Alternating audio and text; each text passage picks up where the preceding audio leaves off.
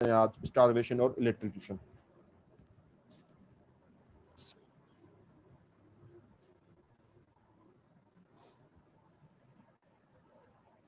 Total students कितने हैं? 150 boys and girls मिलाते कितने हैं? 150 डॉक्टर आमना? जी अच्छा, अभी 110 हुए हैं, अभी ज्वाइन हो रहे हैं।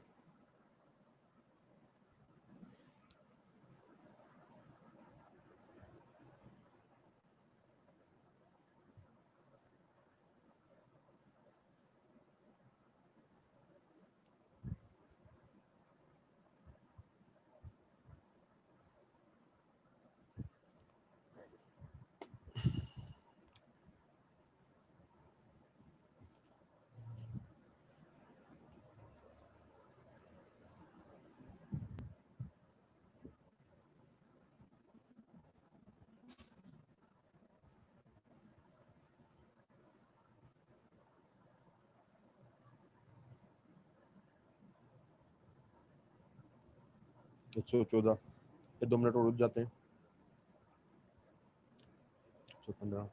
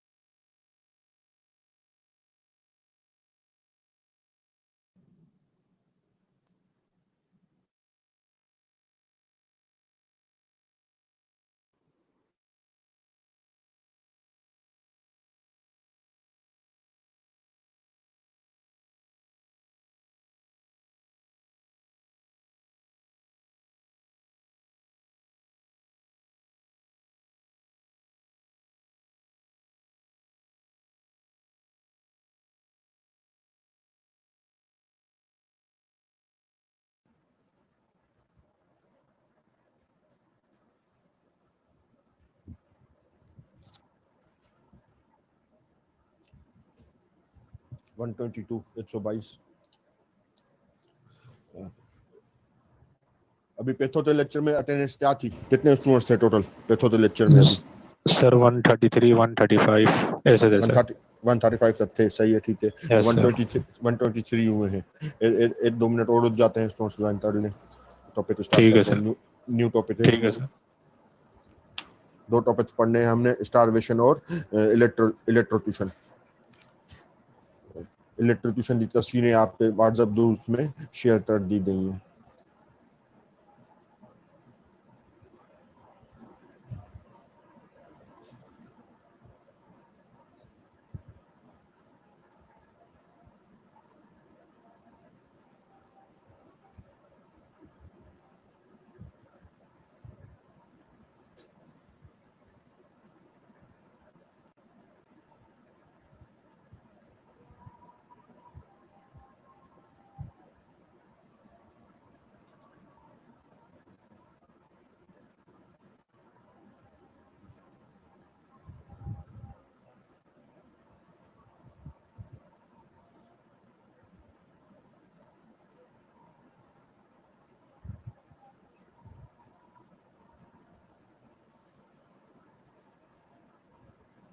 कल से यूनिवर्सिटी ऑन है, कल 2 दिन यूनिवर्सिटी आना है ना, थर्ड ईयर तो अपना फ्राइडे सैटरडे है ना?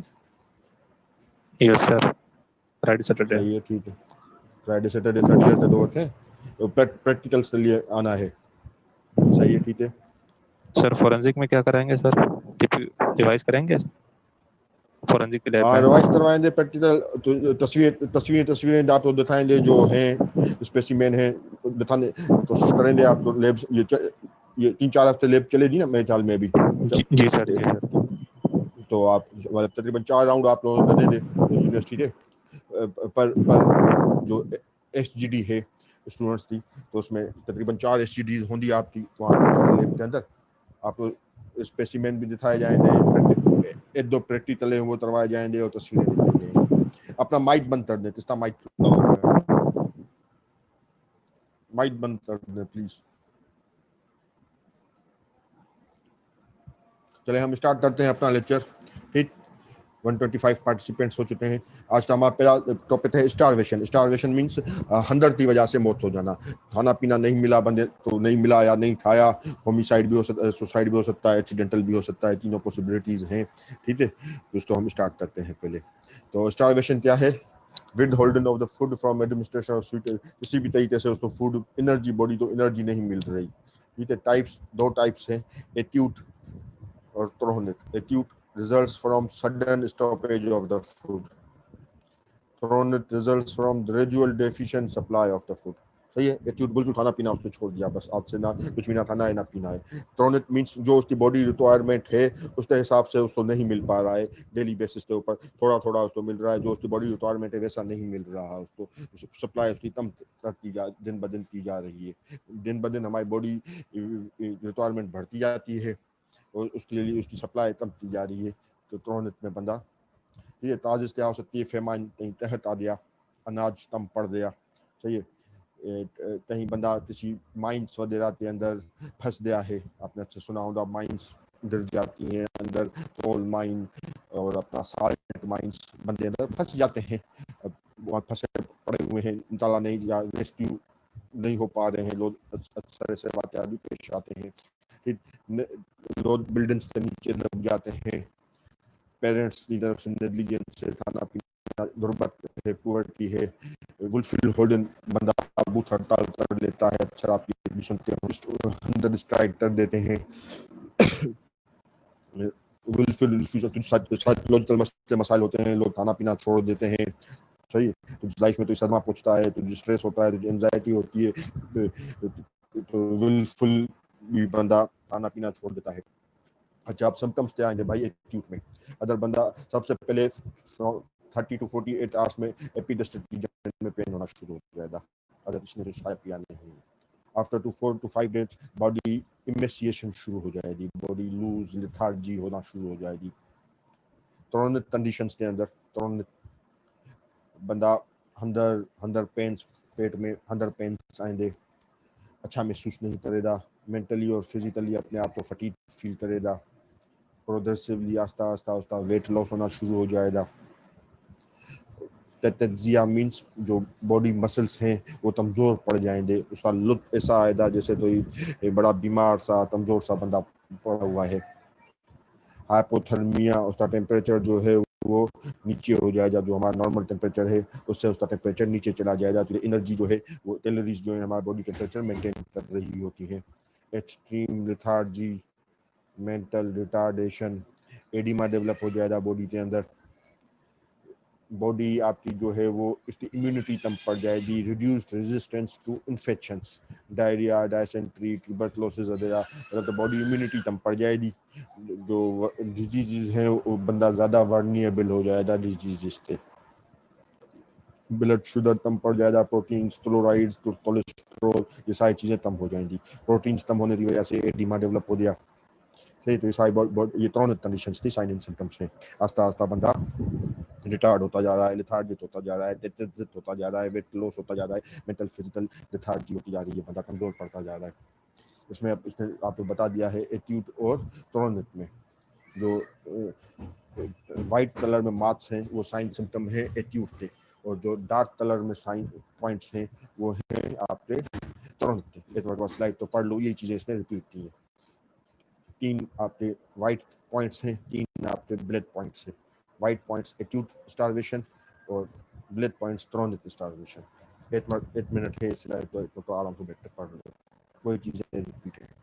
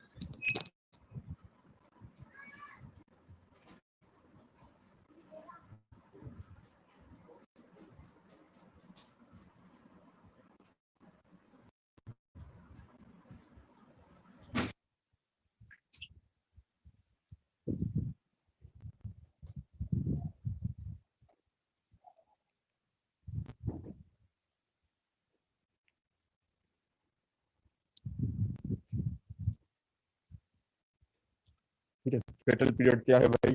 जब बंदे और खाना पीना दोनों चीजें ना मिले, बंदा 10 से 12 दिन में वफात हो जाएगा। 10 to 12 डेज दोनों चीजें अगर बंदे को पानी भी और खाना भी, अगर वफात हो जाएगा, अगर फूड पूछता बंदे पानी दिया जा रहा है, फूड बंदे 6 to 8 वीक्स बंदा सर्वाइव कर सकता है। बॉडी में आपको पता है हमारे बॉडी डिपॉजिट हुई होती है ग्लाइकोजन वगैरह, प्रोटीन, फैट्स, लाइपोलाइसिस शुरू होती है, तो बंदा दोबारा कर लेता है। इधर पानी अगर उसको मिलता रहे तो 6 से 8 हफ्ते तक बंदा जिंदा रह सकता है।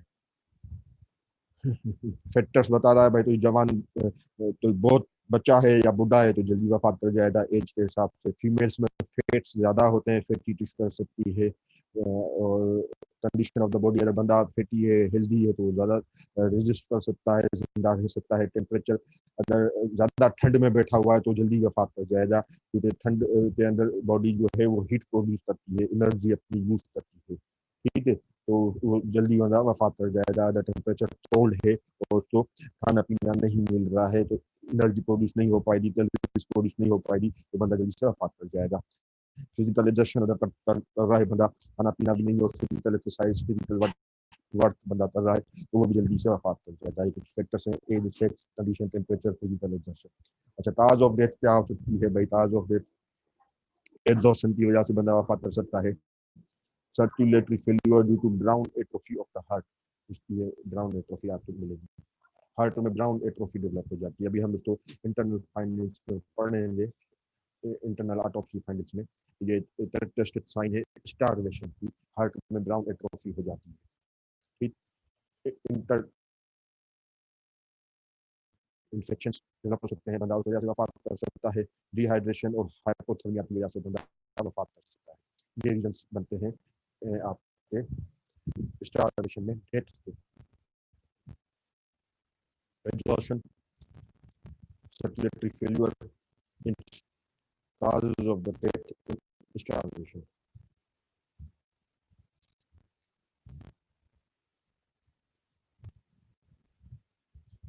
पोस्टमार्टम अपीयरेंस में बात जाते हैं ऑटोप्सी फाइंडिंग्स के ऊपर, एक्सटर्नल और इंटरनल। सबसे पहले एक्सटर्नली बंदा आपको ऐसे नजर आएगा, बच्चों में आपको स्पाइनल कर्वेट्स वगैरह नजर आएंगे, बिल्कुल वो झुक गए होंगे, बोन्स वगैरह कमजोर हो गई होंगी, बॉडी कमजोर हो गई, झुके हुए आपको नजर आएंगे। रेटिट्स में डेवलप हो गई होगी, क्योंकि बच्चे जो होते हैं वो डेवलपिंग फेज में होते हैं ना, उनको तो मिनरल्स, विटामिन की जरूरत होती है, अब वो चीजें उनको नहीं मिली। 18-20 साल के बाद हमारे बॉडी के अंदर जो जो पोजीशन होनी थी वो हो चुकी है, बोन्स वगैरह, पर उनको अभी विटामिन डी, कैल्शियम की जरूरत है, वो चीजें उनको नहीं मिली खाने के लिए। तो बोन डिफॉर्मिटीज, टीथ डिफॉर्मिटीज बच्चों में जल्दी डेवलप हो जाती है।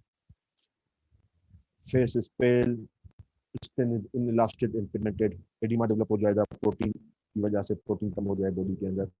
Ankles inside the thighs, mart at the sides, urinal effusion develop हो जाएगी, आंखें अंदर धंस जाएंगी, चीक बोन्स जाहिर होना शुरू हो जाएंगी, hairs dry, lusterless, brittle, tongue is dry and thickly coated, nails are brittle and rigid, limbs are almost skeletal। तो ये बच्चों हड्डियां आपको नजर आना शुरू हो जाएंगी, हाथ पाँव में पसलियां नजर आना शुरू हो जाएंगी, रिप्स आर प्रोमिनेंट, एब्डोमेन स्टेफाइड हो जाएगा, एब्डोमेन बिल्कुल स्टेफाइड, अंदर अंदर धस जाएगा, स्टेफाइड शेप में आ जाएगा। फीमेल के अंदर ब्रेस्ट वगैरह में अभी भी थोड़ा फेट मौजूद होता है, उसके बाद फिर फीमेल के ब्रेस्ट से भी फेट रिमूव होना शुरू हो जाएगा। अब हम इंटरनल आ जाते हैं, इंटरनल फाइंडिंग्स आपको क्या मिलेंगे ओपन करके आपने देखा, ठीक है। नंबर 1 पॉइंट ये भी टेस्टेड है, loss of adipose tissue from the omentum recently in perineal fat, ठीक है। ये इसका टेस्टेड पॉइंट है, इसको कहा जाता है transparency of intestine, transparency of intestine, momentum recently, transparency अल्फाज नोट कर लो किताब के ऊपर। ये टेस्टेड मार्क है, क्यों सारा फेट उतर गया, मोमेंटम के ऊपर, विजन पे, इंटेस्टाइन के ऊपर जितना फेट डिपॉजिट था, आस्ता आस्ता बॉडी का फेट यूज हो रहा था। इंटेस्टाइन बिल्कुल आपको ट्रांसपेरेंट नजर आएगा, transparency of intestine, transparency of momentum, transparency of vision, इनके ऊपर जो फेट डिपॉजिट था वो बिल्कुल रिमूव हो चुका है, वो फेट यूज हुआ बॉडी एनर्जी प्रोड्यूस करने के लिए। Transparency of intestine, momentum and vision, characteristic finding of the starvation, number 1। Number 2, atrophy, ते बॉडी के अंदर चीज़ों का एट्रोफी हो जाना, brown atrophy of the heart, ये भी एक टेस्टिंग साइन है। दो टेस्टिंग साइन मैंने आपको बताई। लंग्स टॉलिप्स होंगे, stomach intestine, bowel contain offensive artery fluid, basis, liver is atrophy, exclamation, gallbladder is distended। तीसरा टेस्टिंग पॉइंट, ये तीनों एमसीक्यू में पूछे जाते हैं। तीनों से gall bladder is distended with the bile, gall bladder bile से भरा हुआ होगा। क्यों? गाल ब्लेडर तब ओपन होता है जब हमारा फूड जाता है, जब हम कोई चीज खाते हैं तो सिग्नल्स गाल ब्लेडर की तरफ जाते हैं, तो भाई बाइल रिलीज करो, ये फूड डाइजेस्ट करना है, बाइल भेजा जाए। अभी उसके पास सिग्नल्स ही नहीं दे, बाइल भरा पड़ा है, लिवर ने बाइल बनाया, वो बाइल गाल ब्लेडर के अंदर भरा पड़ा है। ठीक है, स्टमक की तरफ से सिग्नल्स ही नहीं आ रहे उसको, तो भाई कोई फूड स्टमक में आया है और आप बाइल को रिलीज करें ताकि वो डाइजेस्ट हो पाए। तो बाइल गाल ब्लेडर आपको डिस्टेंडेड मिलेगा, गाल ब्लेडर इज डिस्टेंडेड। तीन आपको टेस्ट पॉइंट्स बताइए एमसीक्यू में आते रहते हैं। Transparency of the intestine, omentum, mesentery. Number 2 आपका brown atrophy of the heart. Number 3 gall bladder is distended with the bile. ये तीनों टेस्टेड स्पेसिफिक मार्क्स हैं स्टारवेशन के। तो इसमें भी एट्रोफी हो जाएगी, यूरिन वगैरह इतना ज़्यादा नहीं आएगा बंदे तो डिजीज वगैरह जाएगी, अंदरूनी डिजीज आपको जाएगी। ये इंटरनल फाइंड्स है इसकी। ये brown atrophy of the heart की टेस्ट, ये इसमें आ सकती है आपकी पोस्टिंग में।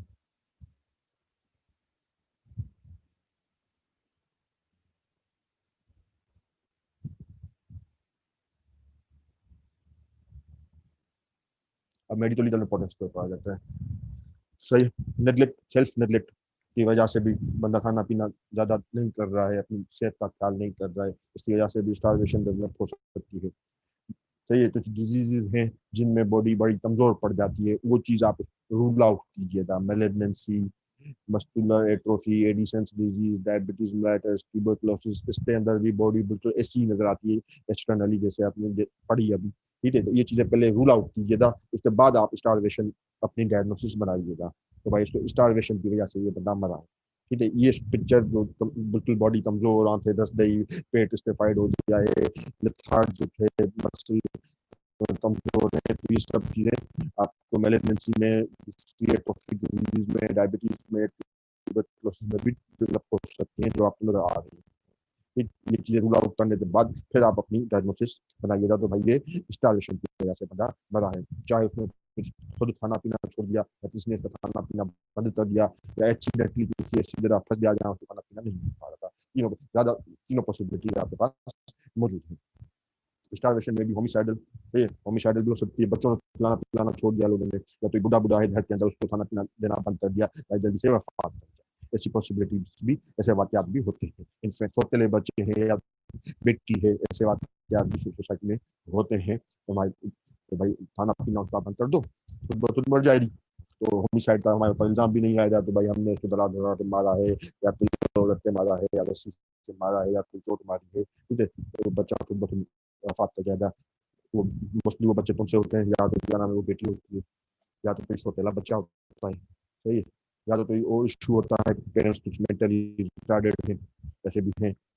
बेटर बेबी हम पढ़े थे, एक टॉपिक है हमारा, उसमें पेरेंट्स होते हैं वो मेंटली रिटार्डेड होते हैं, वो हाथ से बच्चों को जख्मी करते हैं, उनको चोटें पहुंचाते हैं ताकि उनको सिंपैथी मिले। ठीक है, तो ऐसी चीजें ओल्ड एज कुछ घर में होते हैं, उनका खाना पीना बंद कर दिया जाए ताकि वो वफात कर जाए। उसके पीछे भी बड़े मोटिव्स होते हैं। सही, सास ससुर है, या कोई भी इशू है, या जायदाद का मसला है, तो आप उसका खाना पीना बंद कर दो। ठीक, baby form as a condition में children start with their parents and guardians, जैसे मैंने आपको बताया। ठीक, अच्छा, एक कंडीशन ऐसे भी होती है, होशियारी भी दी जाती है। ठीक, होशियारी क्या की जाती है, अब बंदे तो आपने स्टार वेट रखा काफी अर्से तक, अब आपको अंदाजा हो रहा है ये बंदा मर रहा है। जब वो मर रहा है उस वक्त आप उसको खाना खिला दो, फूड बोलर आप उसको दे दो, ताकि इसके स्टमक में कोई चीज जाए, कल तो उसकी ऑटोप्सी हो तो ये न दे पाए उसको स्टारवेशन देते मारा गया है। ठीक है, उसके स्टमक से आपको फूड मिलेगा, तो फूड मिलेगा तो आप इस तरफ ध्यान नहीं किया जाए स्टारवेशन की तरफ, भाई पेट में तो फूड मौजूद है। ठीक, तो इसमें क्या कहानी है, इसमें आपको वो चीजें पॉजिटिव आई ना, transparency of the intestine, brown atrophy of the heart, क्योंकि एक मरतबा फूड खिलाने से वो उसकी बॉडी के ऊपर वो सारी चीजें डिपॉजिट तो नहीं हो जाएंगी। एक बंदे तो आपने 6 हफ्ते तक स्टारवेटेड रखा, सही है, उसकी बॉडी का सारा फेट, सारा प्रोटीन, सारा ग्लाइकोजन यूज हो गया, अब वो मरने पे आ चुका। अब जो आपने मरते वक्त उसको जो फूड डाला बॉडी के अंदर, वो सारी वो सारी चीजों को रिकवर तो नहीं कर जाएगा, लेवल के ऊपर ग्लाइकोजन डिपॉजिट हो जाए और बॉडी के ऊपर फैट्स आ जाए, तो सारी चीजें वो विद इन आवर्स या विद इन डेज तो पॉसिबल नहीं, ठीक है। अगर आप साइंस को पॉजिटिव मिल रही है तो आप उसको स्टारवेशन का केस ही बनाएंगे। तो शायद करिए लोग ऐसा कर देते हैं, जैसे मरने वाला है तो जूस उसको पिला दिया, तो चीजें उसको खिला दी ताकि स्टमक के अंदर फूड मिले डॉक्टर को, तो डॉक्टर ये ना सोचे तो उसको स्टारवेशन किया। और जो transparency of the intestine, starvation कहते हैं इसे। एक्सीडेंटल भी हो सकता है, अर्थ तो सादे माइंस में बंदा फंस गया, लैंडस्लाइड्स में बंदा फंस गया, ड्रग एडिक्ट्स जो होते हैं नशे, वो खाने पीने का इतना ध्यान नहीं करते हैं, अपने आप को सुइयां लगाते हैं, नशा करते पड़े हुए होते हैं दिन रात, सही है। और वो ज्यादा अपना पैसा अपने खाने पीने के ऊपर खर्च भी नहीं करते, उनको वो अपना नशा लेना होता है, इंजेक्शन लेनी होती है, पुड़िया लेनी होती है, सही है। तो वो अपना खाने पीने के ऊपर इतना पैसा खर्च नहीं कर रहे होते, अपने नशे के ऊपर जो मेहनत मजदूरी की, जो दो पैसे मिले तो अपना नशा यूज करो था, तो इनके अंदर भी आपको स्टारवेशन पॉजिटिव मिलेगा। सुसाइडल भी हो सकता है स्टारवेशन, सही। बहुत से बंदे भूख हड़ताल पर बैठ जाते हैं, सही, या हमें कोई चीज नहीं चाहिए होती थी बचपन में तो हम भी बोल देते थे ये हमें खाना नहीं खाऊंगा, सही, ऐसी चीजें। अक्सर जो प्रिजनर्स होते हैं कि उनके ऊपर जुल्म हो रहे होते हैं, ज्यादा काम दिया जा रहा है, या जेल के अंदर सहूलियात नहीं है, एक प्रिजन के अंदर बहुत ज्यादा बंदे रखे जा रहे हैं, ये पॉसिबिलिटी। अच्छा, right to life does not include right to die, ऐसे राइट टू लाइफ आपके पास राइट टू डाई नहीं, सुसाइड की सजा होती है, अगर आपने सुसाइड कर जाए जेल भेजा जाएगा, सही है। सुसाइड एक क्राइम है, अगर आप कामयाब हो गए तो बस बंदा तो चला गया, इसी तरह से 100 स्ट्राइक के बारे में आपको बताया जा रहा है, कोई बंदा 100 स्ट्राइक पर बैठा, चाहे प्रिजन में चाहे बाहर, अक्सर कंडीशन इतनी खराब हो गई, उसको खाना खिलाना है तो आप जबरदस्ती उसको खाना खिला सकते हो, ये जो जबरदस्ती है ये क्राइम नहीं है। जैसे किसी चीज की जबरदस्ती की जाए तो क्राइम में शुमार होता है, भाई किसी बंदे के साथ तो आप जबरदस्ती कर रहे हो किसी भी काम के अंदर, इफ उसका विल नहीं है, उसका विश नहीं है, उसका कंसेंट नहीं है, ठीक है। पर इस काम के अंदर आप जबरदस्ती कर सकते हो with the permission of the doctor, doctor इस राइट और कंटिन्यू करता है तो ये मर सकता है, चाहे प्रिजन के अंदर बिजनेस के अंदर स्ट्राइक की हुई है, किसी लोग सुनते होंगे, कई लोग प्रेस क्लब गए हैं, हर शहर के अंदर प्रेस क्लब मौजूद होता है, वहाँ पर लोग जाते हैं अपने कार्ड दिखा रखते हैं, हमारा ये पंजाब में लोग आए, इसमें उठा लिया है, इसमें उठा लिया है, जो कुछ भी राइट्स होते हैं किसी के, तो प्रेस क्लब जाता है, वहाँ मीडिया मौजूद होती है, चैनल्स के ऊपर आवाज उठाया जाता है, लोग अंदर बैठ जाते हैं अपने राइट, अगर वो अंदर इतनी कंटिन्यू हो, अब किसी के मरने तक चाहे डॉक्टर ने उसको असिस्ट ला सकते हो, ये इतना ही नहीं है, ठीक है। ये 8वां नंबर पॉइंट पर लिए इंटरनेशनल लॉ है ये।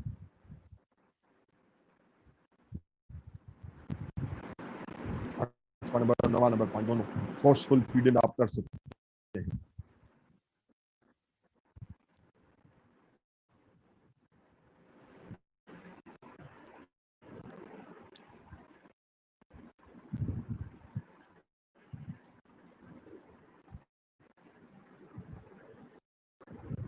दसवां पॉइंट क्या है, तो डिजीज ऐसी है जिसमें बंदा खाना पीना छोड़ देता है, तो कुछ मेंटल वैसे भी सुनाई चेंजेस, जैसे उम्र बढ़ती है बंदे की तो उसका खाने पीने की तरफ रुझान कम हो जाता है, उसका दिल नहीं करता है खाने पीने को, जवान बंदा होता है तो उसका खाने पीने की तरफ रुझान ज्यादा होता है, जैसे तो उम्र ढलना शुरू हो जाती है बंदे का खाने पीने का रुझान कम पड़ जाता है। हिस्टेरिया डिजीज है, फीमेल्स में ज्यादा पाई जाती है, हिस्टेरिया साइकोलॉजिकल डिजीज है, सही है। पैरानाइड शिजोफ्रेनिया बहुत सी जिसमें बंदा खाने पीने से इनकार करता है या उसका रुझान इस तरफ नहीं होता। ये मेडिकल लीगल इंपॉर्टेंस क्या है, मैंने आपको तीनों मेडिकल इंपॉर्टेंस लिखवा दी भाई। ये एक्सीडेंटल भी हो सकती है, होमिसाइडल भी हो सकती है, सुसाइडल भी हो सकती है। ठीक है, एक्सीडेंटल तो स्लाइड में नहीं लिखा हुआ, आप लिख लें। एक्सीडेंटल क्या, बंदा कहीं माइंस में फंस गया, कहीं अर्थ तो आ गया, सही है, फिर माइन आ गया, तहत पड़ गया, एक्सीडेंटल डेवलप हो गई। होमिसाइडल क्या है, आप इसलिए खाना पीना बंद कर दो, किसी इन्फेंट का छोटा बच्चा है, आप या तो इसी ओल्ड एज का बुढ़े का आप खाना पीना बंद कर दो, होमिसाइड पर्पस के लिए। सुसाइडल भी हो सकता है, हंगर स्ट्राइक्स पे कोई बैठ गया है, जब तक खाना नहीं खाऊंगा, जब तक मुझे मेरा ये राइट नहीं मिलता, तो ये सुसाइडल भी डेवलप हो सकता है। एक्सीडेंटल, होमिसाइडल, सुसाइडल, ज़्यादातर एक्सीडेंटल होती है। ठीक है, ये आपकी मेडिकल लीगल इंपॉर्टेंस हो गई इसकी। स्टारवेशन हमारा पूरा हुआ, हम दूसरे टॉपिक पे आ जाते हैं, इलेक्ट्रिसिटी के ऊपर। आपके साथ शेयर की गई ये तस्वीरें ग्रुप के अंदर आप ओपन कर लें अपने किताब में। इलेक्ट्रिक करंट लगने की वजह से बंदा मर जाए।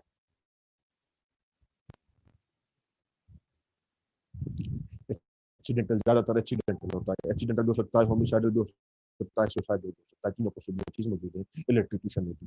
एक्सीडेंटल ज्यादातर सीधा हाथ आ गया बिजली के अंदर, या जो बाबदा वाले काम कर रहे होते हैं पोलों के ऊपर चढ़ते, और जो इलेक्ट्रिक तारें जा रही हैं उन पे इनका हाथ आ जाए।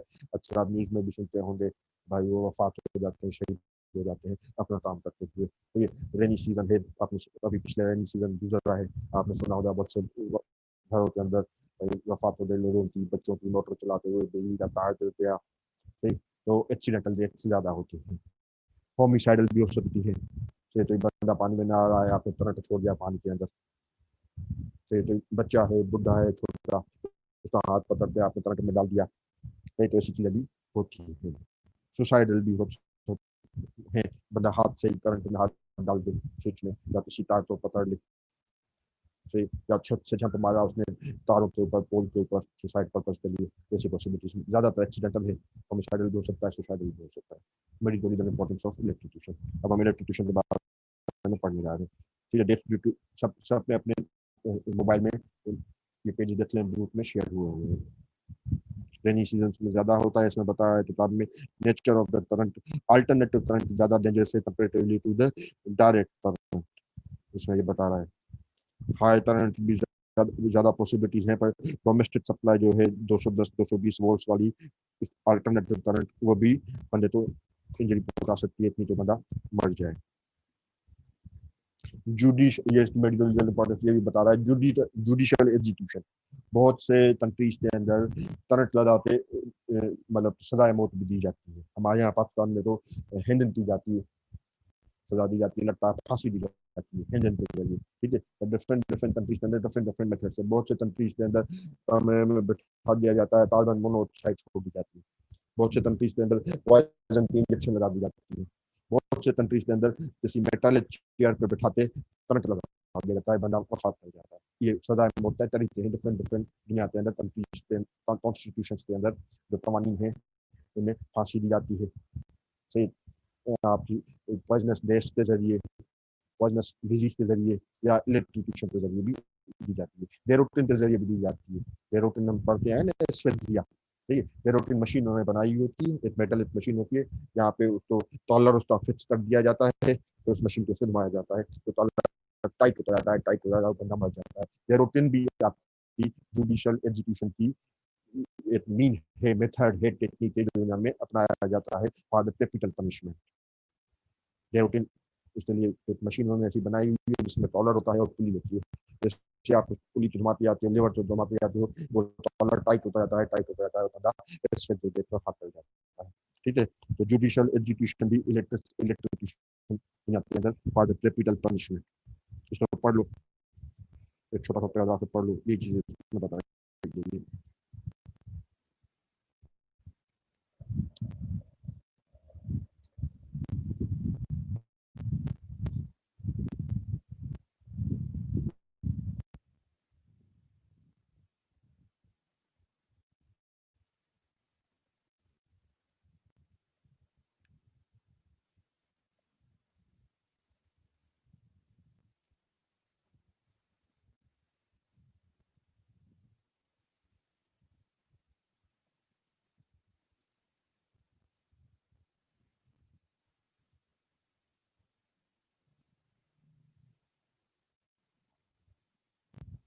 सही, आगे बढ़ते हैं। Resistance of the body, body कितना रेजिस्टेंस उसको प्रोवाइड कर रही है, सब तो पता है चीज ये। सही है भाई, बंदा ढीले कपड़े हैं तो करंट जल्दी लग जाता है, कोई मेटालिक चीज हाथ में पकड़ी हुई है तो करंट जल्दी लग जाता है, कोई लकड़ी वाली चीज है, वुडन चीज तो करंट पास नहीं हो पाता है। अगर बेयर फुट है, जमीन पर खड़ा हुआ है तो करंट पास जल्दी हो जाता है बॉडी से। बंदे ने चप्पल पहनी हुई है रबड़ वाली तो करंट पास नहीं होता है। ठीक है, तो ये रेजिस्टेंस बता रहा है। तो भाई ढीले कपड़े ना हो, चप्पल रबड़ वाली पहनी हुई हो, तो मेटालिक चीज ना हो, तो लकड़ी वाली चीज बंदे ने पकड़ी हुई हो साथ में, तो current pass, body resistance provide करती है। डिपेंड अपॉन करंट कितना ज्यादा है।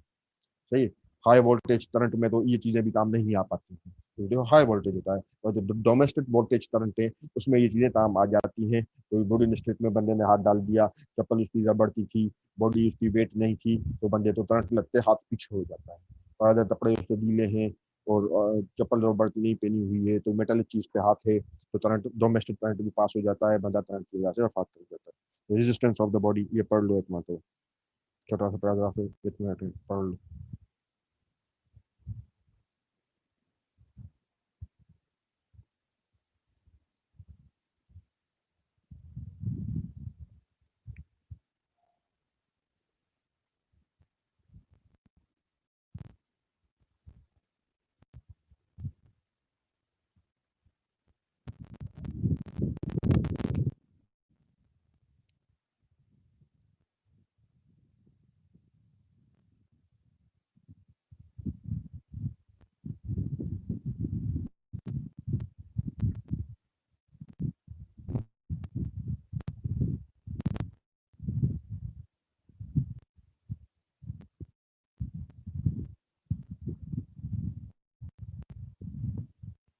ठीक है, फिर बता रहा है काजेज ऑफ डेथ। इलेक्ट्रिक्यूशन में काजेज ऑफ डेथ क्या होते हैं? तीन है, अंडरलाइन सेंटर फेल्यूर, और डिलेट काजेज भी हो सकते हैं, इन्फेक्शन और पैरालिसिस वगैरह। ठीक है, तो ये तीन काजेज हैं इलेक्ट्रिक्यूशन में। Death, causes of death due to electrocution.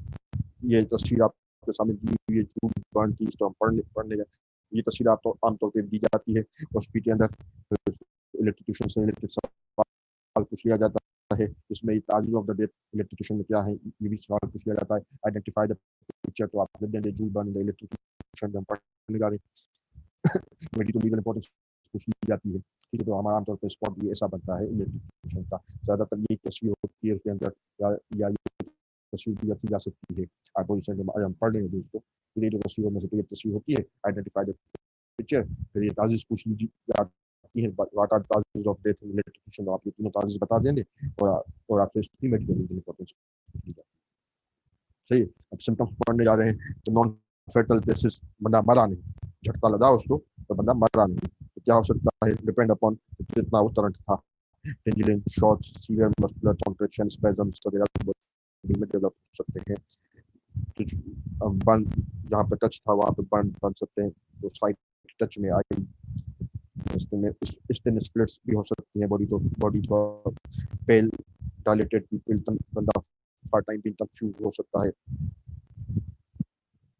Headache वगैरह में मेरी तो थोड़ा नुकसान पहुंच सकता है। मतलब तो ये वो कंडीशन है जिसमें बंदा मरा नहीं, उसको झटका आया पर बच गया। ट्रीटमेंट क्या है भाई? जल्दी से उसको वहां से हटा दिया जाए, साइड से करंट सॉल्व जगह से उसको हटा लिया जाए, सीपीआर उसको प्रोवाइड किया जाए, हॉस्पिटल ले जाया जाए। ये इसकी ट्रीटमेंट है, पढ़ लो ट्रीटमेंट।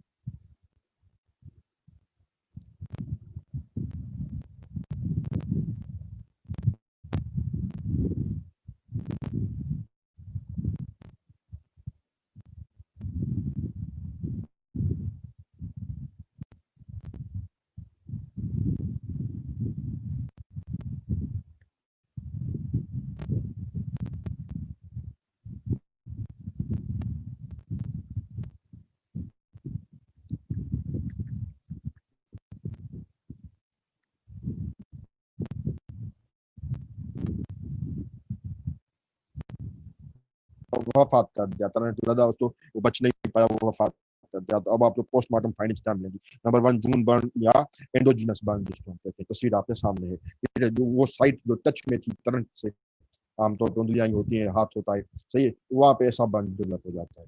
इस बर्न को जूल बर्न, जूल यूनिट है जैसे भी इलेक्ट्रिसिटी का, तो जूल बर्न कहा जाता है इसको, या एंडोजीनस बर्न कहा जाता है। एंट्री पॉइंट, ये एंट्री पॉइंट शो कर रहा है, तो यहाँ से करंट इंटर हुआ, ये बॉडी पार्ट ये करंट से टच में आया, एंट्री मोड आप इसको कह सकते हैं of the electric current. Joule burn कहलाता है। इसके प्रॉपर्टीज बता रहा है कैसा होता है ये क्लासिकल, ये with a central cadence surrounded by parallel presence of hypermetric rim edges and nodules of the burnt keratin। ये इसकी तस्वीर आप देख सकते हैं। ये typical electric burn of the skin demonstrated cadence or surrounded by bleaching and hypermetric rim। ये colourful तस्वीर है इसकी। स्लाइड तो पढ़ो एक मरतबा।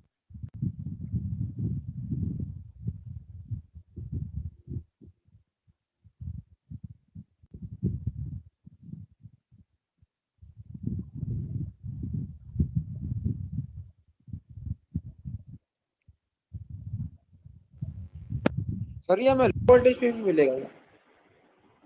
जी सर ये लो वोल्टेज पे भी मिलेगा क्या हमें? हाँ, लो वोल्टेज में भी मिल सकता है भाई। मैं आपको दो चीजें बताई ना, एक तो वोल्टेज हाई या लो, दूसरा हमारी बॉडी रेजिस्टेंस। अगर बॉडी ढीली है या चप्पल नहीं पहनी हुई है, तो मेटालिक चीज हाथ में है, तो लो वोल्टेज का असर भी वैसा ही हो जाएगा अगर मेरी बॉडी ढीली है।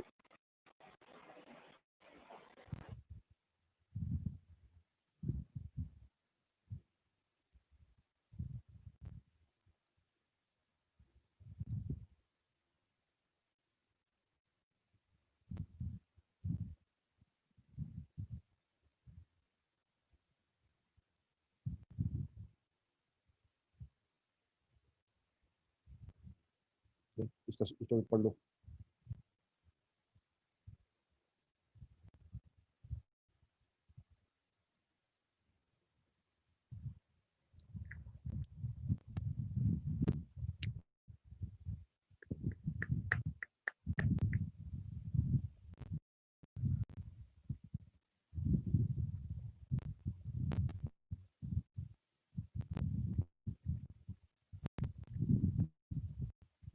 ठीक है, एक तो उसका ये जूल बर्न स्पेसिफिक साइन है। दूसरा का स्पेसिफिक साइन कौन सा है, जो उसमें लिखा हुआ है लिचिन, या आपने किताब में लिखा हुआ है आर्बोरिसेंट मार्क्स। ये है arborescent marks, branching pattern, arborescent marks. Electricity में भी मिलते हैं, लाइटनिंग में भी मिलते हैं। लाइटनिंग क्या चीज है, बिजली देना। ये रेनी सीजन के ये भी होता है, ये भी बिजली है, करंट है जो आसमान से गिरता है बंदों के ऊपर, बंदा वफात पर जाता है, लाइटनिंग। ये जो आर्बोरिसेंट मार्क्स है या लिचिन फिदर्स हैं, ये आपको दोनों में मिलते हैं, इलेक्ट्रिशियन में भी मिलते हैं और लाइटनिंग में भी मिलते हैं। ये मार्क्स की तस्वीर ये भी आती है, अक्सर पूछा जाता है ये क्या चीज आइडेंटिफाई द पिक्चर, तो आप देखेंगे भाई आप बोल मार्क्स है, या इसका दूसरा नाम आप देख सकते हैं लिखा हुआ नीचे लाइटनिंग फिदर्स। सही है, ये किसमें मिलता है, इलेक्ट्रिशियन और लाइटनिंग दोनों कंडीशन में आपको ये मिलती है। जूल बर्न तो सिर्फ इलेक्ट्रिसिटी में मिलेगा, लाइटनिंग में नहीं मिलेगा। ये चीज जो है आर्बोरिसेंट मार्क्स या लेचन फीडर्स, ये आपको इलेक्ट्रिशियन और लाइटनिंग दोनों कंडीशन में मिलेंगी। ब्रांचिंग ट्री पैटर्न बेस्ड कहा जाता है। ब्रांचिंग ट्री, जैसे ट्री की कोई ब्रांच है, उससे फिर छोटी छोटी ब्रांचेस स्टेम्स वगैरह निकल रही है, ब्रांचिंग ट्री पैटर्न भी उसको कहा जाता है। फिलीद्री बर्न्स भी उसको कहा जाता है, आपकी किताब में नाम लिखा हुआ है filigree burn. Filigree burn, branching tree pattern, arborescent marks, lichened feathers, ये चारों उसके नाम में एक ही चीज है। तस्वीर ये आपके सामने होगी, आप इसका कोई भी अच्छा सा नाम जो आपको याद रहे वो आप इसका लिख दीजिएगा भाई, ये चीज है इलेक्ट्रिशियन और लाइटनिंग दोनों में पाई जाती है। जब आइडेंटिफाई द पिक्चर, तो ये तस्वीर आपके पास आए। Filigree burns, branching tree pattern, arborescent mark, lichened feathers.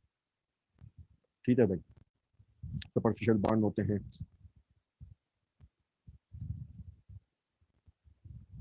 पढ़ लो फिलीद्री बर्न, तो आपसे पढ़ लो, एक मिनट है।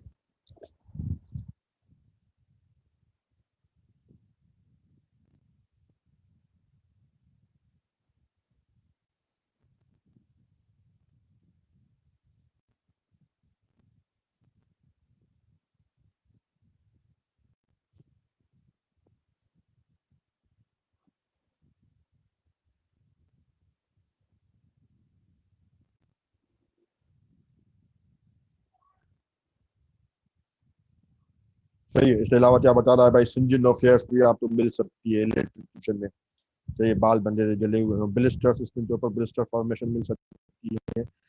और मैग्नेटाइजेशन आपको मिल सकती है। मैग्नेटाइजेशन क्या चीज़ है? आपके पास तो मेटल चीज पड़ी हुई, बंदूक की पड़ी हुई है, तार की चाबी जेब में पड़ी हुई है, तो ये तो ऐसी आपकी मेटल चीज आपके पास वो मैग्नेट में चेंज हो जाएगी करंट लगने की वजह से। ये इलेक्ट्रिसिटी में भी होता है, लाइटनिंग में भी होता है। तो ये मेटल चीज आपके पास मौजूद हो तो वो मैग्नेट में चेंज हो जाएगी। हाई वोल्टेज करंट जब उसमें से करंट पास हो रहा है तो वो उस मेटल से ही जिसे हमें पता चल सकता है तो भाई करंट पास हुआ है। चाहे वो इलेक्ट्रिक करंट है, चाहे वो लाइटनिंग है, तो दोनों कंडीशंस के अंदर उस बंदे के पास कोई मेटालिक चीज थी, कोई मेटालिक पेन हमारे पास होती है, बहुत से बंदे यूज करते हैं। मेटालिक पेन्स होती हैं, चेन्स होती हैं, रिंग्स होती हैं, कार की चाबी होती है। सही, तो कोई मेटालिक चीज है जो अब बेल्ट पहना हुआ है उसमें तो मेटल यूज हुआ हुआ है। सही है। जो हैंड बैग उठाया हुआ है किसी लेडीज ने उसमें मेटालिक चीज है तो वो मैग्नेट में चेंज हो जाएगी, मैग्नेटाइजेशन डेवलप हो जाएगी करंट पास होने की वजह से। मैग्नेटाइजेशन, राइडर मोटिस जल्दी आएगी जल्दी चली जाएगी, बंदे के झटके लगते हैं। सही, तो rigor mortis sets in early parts of early, जल्दी से बॉडी से। इंटरनल ऑर्गन्स कंजेशन होगी, ईयर ड्रम्स फट जाते हैं। ये चीजें आपको जूल बर्न आपको मिलेगा, ये चीजें आपकी पोस्टमार्टम की इलेक्ट्रिक्यूशन के अंदर आपको साइंस मिलेगी। फ्लैश बर्न्स क्या चीज है भाई? फ्लैश बर्न्स ये होती है आर्सन। आपने आर्सन सुना है? Arson of the current.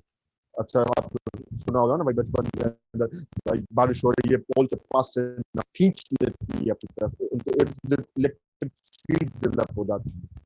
Current जहाँ से हाई वोल्टेज करंट जा रहा है ऊपर से वायरें या पोल, उनके अंदर आर्सन डेवलप हो जाती है, उनके अंदर इतना पावर आ जाता है तो वो करीब से गुजरते हुए बंदे को अपनी तरफ अट्रैक्ट कर लेती है। इलेक्ट्रिक फील्ड चलाता है आर्सन, इसलिए अक्सर बारिशों में कहा जाता है तो पोल वगैरह से करीब से ना गुजरो भाई, वो अट्रैक्ट कर लेते हैं, इलेक्ट्रिक फील्ड बंदे तो अट्रैक्ट कर लेते हैं। इसको पढ़ लो फ्लैश बर्न, तो 1 मिनट है आपके पास, ये पैराग्राफ पढ़ लो। फ्लैश बर्न क्या चीज है? आर्सन।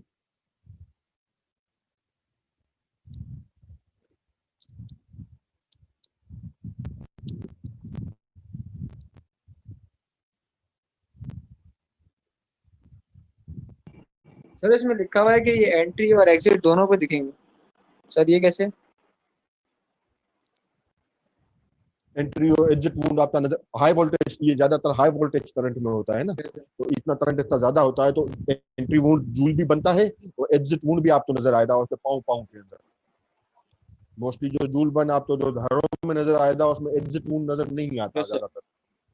तो ये ऐसा बर्न जैसे हाथ में बना हुआ है, पर हाई वोल्टेज करंट जो है उसको तो बहुत ज्यादा वोल्टेज वाला है पोल्स में, और जो ये तारे जा रही है तो उसमें आपको बर्न बॉडी के ऊपर बहुत ज्यादा अच्छे मार्क्स नजर आए कि आप बंदे तो कौन सा बॉडी पार्ट टच में आई, एंट्री वुंड एग्जिट वुंड दोनों आपको अच्छे नजर आएंगे और बॉडी भी अच्छी तरह से बर्न नजर आएंगे आप।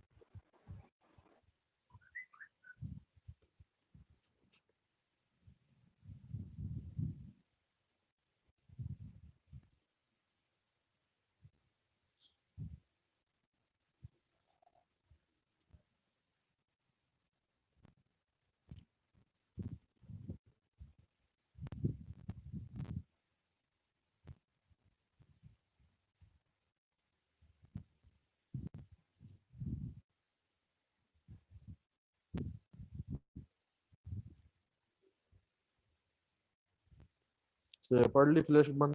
इसके बाद फिर मेडिकल लीगल इंपॉर्टेंस आपको बता रहा है। एक्सीडेंटल भी करंट लग जाते हैं बंदे तो सुसाइडल भी लग जाते हैं और होमिसाइडल भी लग जाते हैं, डिपेंड। एक्सीडेंटल आप सबको पता है बारिशों के अंदर या बच्चे घर में होते हैं वो तो करंट उसमें स्विचों में हाथ डाल देते हैं, तो हम टेप लगा देते हैं वहाँ पे जाकर बच्चे हाथ ना डालें स्विचों के अंदर। ठीक है, एक्सीडेंट सुसाइडल भी हो सकते हैं, मैंने आपको बताया बंदा तो स्विच में हाथ डाल दे या छत से जाते तारों के ऊपर पोल्स के ऊपर झंप मार देता है तो करंट लग जाता है, सुसाइडल पर्पस।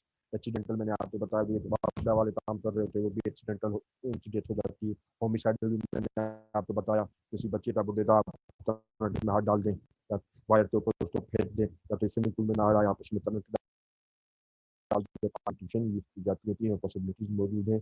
चौथा आपको उसने बताया तो भाई ये जुडिशियल पर्पस के लिए भी इस्तेमाल किया जाता है बहुत से कंट्रीज के अंदर फॉर द कैपिटल पनिशमेंट। ठीक है, तो भाई फिर क्या है आइट्रोजेनिक। आइट्रोजेनिक क्या अल्फाज होता है? आइट्रोजेनिक हम पढ़ते आए हैं। आइट्रोजेनिक क्या? Medical related. मेडिकल रिलेटेड जो हम बोलते हैं आइट्रोजेनिक चोटिंग भी हमें पड़ी थी, याद है सब? तो आइट्रोजन तो दांत निकलवा रहा है, तो दांत नीचे दे दिया, अंदर चला दिया, या तो उसने कोई ऑपरेशन करवाई गले की, कोई थायराइड रेंज नीचे चली गई, तो आइट्रोजेनिक हमें चोटिंग पड़ी थी एस्फेक्सिया में। इसी तरह से आइट्रोजेनिक इलेक्ट्रोक्यूशन भी हो सकती है। ठीक है, जहाँ पे एक्सरे वगैरह किए जा रहे हैं, सीटी स्कैन किए जा रहे हैं, बंदा ज़्यादा उसका एक्सपोज हो रहा है, तो वो उसकी वजह से उसकी बॉडी के ऊपर मतलब जो इफेक्ट्स आ रहे हैं, तो ये आइट्रोजेनिक इलेक्ट्रोक्यूशन कहलाती है। जो बर्न्स हो रहे हैं बॉडी के ऊपर ओवर एक्सपोजर पे। जब कभी भी आपने एक्सरे करवाने गए होंगे, जो एक्सरे करने वाला होता है एक खास दीवार होती है, उसके पीछे खड़ा होता है, उस दीवार के अंदर लेड इस्तेमाल हुई होती है, वो दीवार लेड की बनी होती है, उसने एप्रन भी लेड का पहना हुआ होता है। लेड जो है वो एक्सरे को पास होने को रेजिस्ट करती है। ठीक है, तो कोई बंदा है वो तो बार बार एक्सपोज हो रहा है, तो उसमें बर्न्स डेवलप हो सकते हैं एक्सरे वगैरह से। तो ये तरह आती है आइट्रोजेनिक इलेक्ट्रोक्यूशन। ऐसा मतलब इसको पढ़ लो तो हमारा टॉपिक पूरा होगा। आइट्रोजेनिक इलेक्ट्रोक्यूशन तो भी पढ़ लो, मेडिकली इंपॉर्टेंस भी पढ़ लो, एक्सीडेंटल सुसाइडल होमिसाइडल।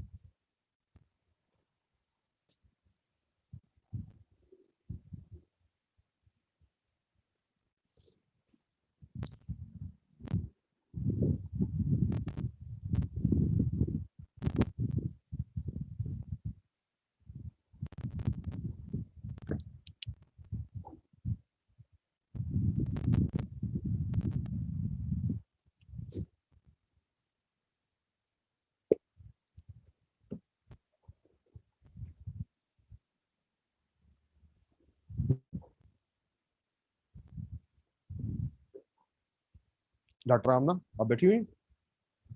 जी सर। डॉक्टर आमना अटेंडेंस उठो, जी।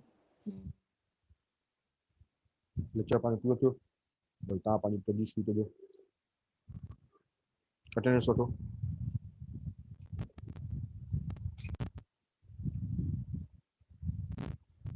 थी वही थम सर अटेंडेंस। अटेंडेंस थी या सही है? ठीक है, बस तव्हां पंहिंजो को लेक्चर शुरू करायो। ये मेडिकल एजुकेशन वारो बैठो आहे भाई चिश्ती साहब। मैम असां नालो छो थिए पियो? जी सर असां नालो छो थिए पियो ते वो प्रॉब्लम वगैरह अचे पियो, नालो छो न पियो थिए? तव्हांजो न तव्हां चिश्ती साहब ॻाल्हायो था? गवर खान। हाँ तव्हां मुझे शो नथा स्टूडेंट अटेंडेंस जो पूछे कि बेटा आपका स्टूडेंट? नाम है? अच्छा अच्छा अच्छा, मैम गवर खान 165। हाँ दवर था, तुम शो हो रहे हो मुझे। चलो सही है। मेडिकल एजुकेशन, मेडिकल एजुकेशन ये बंदा बैठा तो हुआ है, रिस्पॉन्स नहीं कर रहा फोन। चिश्ती साहब, जी सर। अब डॉक्टर आमना, आमना ठीक है सर। आमना मंदी।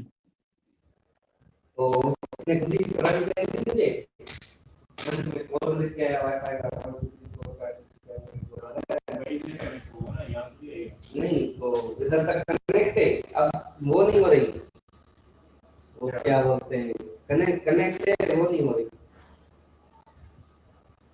वो। एक मिनट जी सर, कर दिया है। आप आमना मंगी आप कंटिन्यू करें। 2 मिनट लगेंगे। ओके ओके, सर तव्हां स्क्रीन शेयर बंद कयो। हाँ मां स्क्रीन शेयर बंदि थो कयां। थी वियो बंदि थी वियो?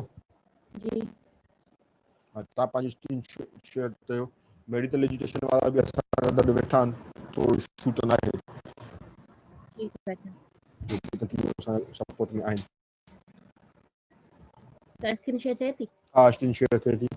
ओपीएम ठीक है न्यूरोटिक्स, हाँ न्यूरोटिक्स तव्हां पढ़ायो पिया, सही आहे। स्टार्ट करे छॾियां सर? स्टार्ट कयो। कंटिन्यू करें कि हम पॉइजन्स को लास्ट टाइम हमने इरिटेंट कंप्लीट कर लिए थे। उस टॉपिक पॉइजन, न्यूरोनेवेरिएंट पॉइजन और डेलिडेंट पॉइजन पढ़े थे। आज हम स्टार्ट करते हैं सो मेनी पॉइजन से, जिसके अंदर आ जाता है ओपीएम। नंबर 1 ओपीएम क्या होता है? द नींद की हालत प्रोड्यूस कराएं या जो एक्सेसिव स्लीपीनेस कराएं या जो नशे की हालत प्रोड्यूस कराएं उनको हम सोमिनिफेरस पॉइजन बोलते हैं। ठीक है। ओपियम होता क्या, it is capsule of the white Poppy. ठीक है।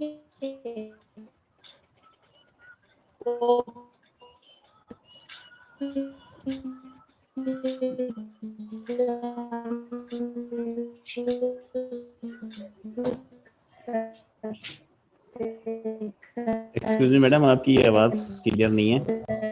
जिनको खास है जो है नॉन टॉक्सिक या नॉन पॉइजन नहीं होती, जो ओपियम सीड्स घर के अंदर यूज होते हैं। क्रूड ओपियम जो होता है it is dark black in colour. Ma'am आपकी आवाज सही नहीं आ रही है, कट रही है आवाज आपकी। इन राउंडेड इरेगुलर और फ्लिकर जो अपना एक्सक्यूज मी मैडम, आपका शायद इंटरनेट कनेक्शन आपकी आवाज ये आपकी आवाज सही न हो, आवाज सही न हो, थोड़ा सिग्नल जो इशू थे सारे थे मुझे इलाके में। ठीक है। तो ओपियम अच्छा बेटा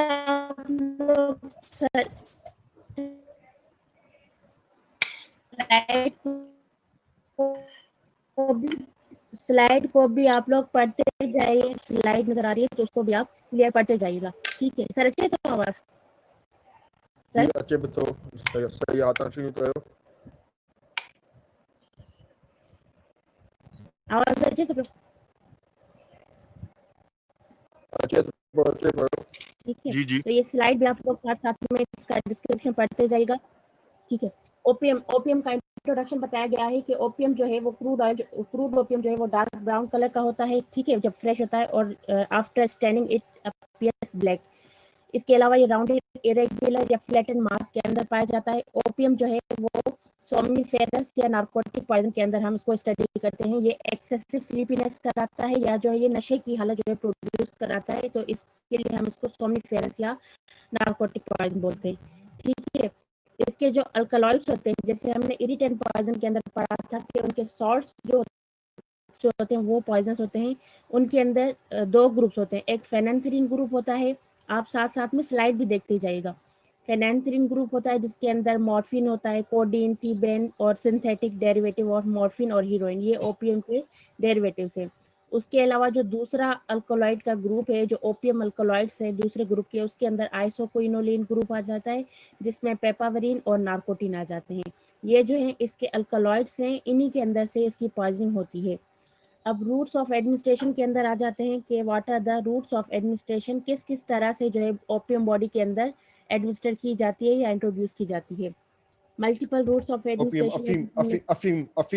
अफीम जी। इसके जो है वो मल्टीपल रूट्स होते हैं एडमिनिस्ट्रेशन के। ठीक है।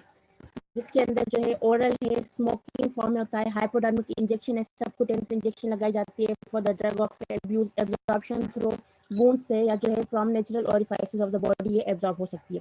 एक्सक्रीशन इसकी याद रखने की है कि भाई ओपियम जो है वो कैसे एक्सक्रीट होती है।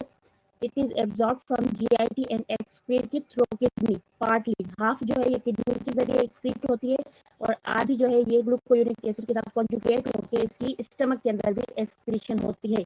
तो अगर जो है कोई ओपियम इंजेक्ट करके कोई विक्टिम हमारे पास पॉइजनिंग के साथ आ रहा है, उसने IV फॉर्म में या सबकुटेनियस फॉर्म के अंदर ओपियम लिया है, तो हम तब भी उसका स्टमक वॉश करते हैं। क्यों? क्योंकि इसकी जो हाफ क्वांटिटी है वो स्टमक के अंदर एक्सक्रीट होती है, तो हमें स्टमक वॉश से इसकी जो है काफ़ी सारी एक्सक्रीशन हमें जो है फायदेमंद हो सकती है। हम स्टमक वॉश करके इसको बॉडी से एक्सक्रीट आउट कर सकते हैं। साइन एंड सिम्टम्स क्या होंगे ओपियम पॉइजन के? हाफ एन आवर से लेकर 1 आवर तक जो है इसके साइन एंड सिम्टम्स अपीयर होंगे आफ्टर इंजेक्शन या swallowing and appear with in a few minutes after injection. Half an hour से लेकर 1 घंटे के अंदर अंदर अगर किसी ने ओपियम खा ली है, ओरल फॉर्म के अंदर ली है, तो इतना टाइम लेता है। अदरवाइज फ्यू मिनट्स के अंदर, in case of injected poison, इसके फ्यू मिनट्स के अंदर जो है इसके साइन एंड सिम्टम्स अपीयर हो जाते हैं। The poison acts on CNS causing first stimulation and later a depression followed by narcosis. पहले जो है ये CNS को स्टिमुलेट करेगा, इसका मैकेनिज्म ऑफ एक्शन यही होता है कि फर्स्ट जो है ये CNS को स्टिमुलेट कर देता है, बाद में ये CNS सेल को या CNS एक्टिविटी को डिप्रेस कर देता है और then there is a stage of narcosis. तो इसके जो है हम साइन एंड सिम्टम्स 3 स्टेजेस के अंदर इसके स्टडी करते हैं। स्टेज ऑफ एक्साइटमेंट है, स्टेज ऑफ स्टूपर है, ये सोपर लिखा हुआ है बुक के अंदर, इसको करेक्ट कर दीजिएगा। स्टेज ऑफ स्टूपर, स्टूपर का मतलब है सेंसेस उसके ब्लर हो जाते हैं। And third stage is the stage of narcosis. Stage of excitement के अंदर क्या होता है, in adult sense of well being या यूफोरिया होगा, प्लेजरेबल मेंटल एक्साइटमेंट होगी, लाफ्टर, हेलुसिनेशन एंड टैक्सीकार्डिया। जबकि इन केस ऑफ चिल्ड्रन उसमें जो है स्टेज ऑफ एक्साइटमेंट के अंदर जो है कन्वर्जन डेवलप हो जाते हैं। Then there is stage of stupor. Stupor का मतलब होता है कि बंदे के जो सेंसेस हैं वो ब्लर हो जाते हैं। This is the stage of CNS depression. Sign symptoms of this stage are headache, giddiness, sense of weight in the limbs, diminution of sensibility, strong tendency to sleep, ये नार्कोसिस वाला effect show कर रहा है, sleepiness करा रहा है, pupils contracted, face and lips become cyanosed, and itching sensation is felt all over the skin। वो उसको hallucinations होती हैं जिसकी वजह से उसको सारी स्किन के ऊपर itching फील होती है। Then the third stage is stage of narcosis. The patient passes into deep coma. Deep coma के अंदर चला जाएगा बंदा। Muscle relaxed and reflexes are abolished या diminished. Pupils contracted to pinpoint and do not react to light. Pupils जो है वो बिल्कुल contract होकर pinpoint stage के अंदर आ जाते हैं और फिर उनमें जो है लाइट का जो है वो रिफ्लेक्स नहीं होता। इसीलिए हम इस कंडीशन को सस्पेंडेड एनिमेशन के जो कॉजेज थे उसमें भी ओपियम पॉइजन था। फिर इसको हमें डिफरेंशिएट करना होता है। जब पिन पॉइंट पीपल हो गए हैं, लाइट पे कोई रिएक्शन नहीं हो रहा, तो हमें इसको डेथ से जो है वो करना होता है कि भाई ये बंदा डेड है या सस्पेंडेड एनिमेशन के अंदर या डीप कोमा के अंदर चला गया है। BP falls, pulse is weak and slow, breathing slow and irregular, जिसको हम शीन स्ट्रोक्स ब्रीदिंग बोलते हैं। स्लो ब्रीदिंग हो जाती है और इरेगुलर होती है। इंस्पायरेशन और एक्सपायरेशन का जो रिदम होता है वो डिस्टर्ब हो जाता है। हाइपोथर्मिया एंड स्वेटिंग, हाइपोथर्मिया इसके अंदर कॉमन होती है। स्वेटिंग होगी, froth escape from the mouth, nose and mouth के अंदर से जो है फ्रोथिंग होगी। फ्रोथ का मतलब होता है झाग आना। Death occurs from asphyxia due to respiratory paralysis. जो सीएनएस की डिप्रेशन हो रही है उसकी वजह से इसने रेस्पिरेटरी सेंटर की पैरालिसिस करा दी है और जो कि बाद में जाके डेथ करा देते हैं। डायग्नोसिस कैसे करते हैं हम ओपियम की? ओपियम की अपनी एक बिटर स्मेल होती है। वो हम विक्टिम के करीब जाएंगे तो उसकी सांस से जो हमें वो ओपियम का एक स्पेसिफिक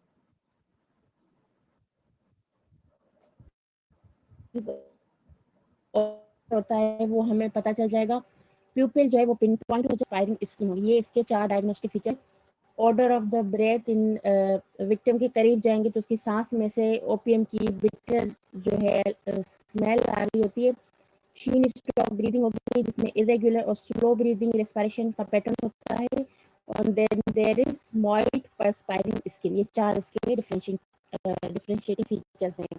डॉक्टर आपने इसके अलावा जो है ओपियम की जो साइनस सिम्टम्स हैं वो 2-3 और डॉक्टर कंडीशन आपने जी सर। ये डायग्नोस्टिक सर पॉइंट्स याद रखिएगा, ये ओस्पी में आते हैं। What are the diagnostic points, या आप 4 डायग्नोस्टिक पॉइंट्स लिखेंगे। सही है। इसके रूट्स ऑफ एडमिनिस्ट्रेशन इंपॉर्टेंट है, रूट ऑफ एक्सक्रीशन।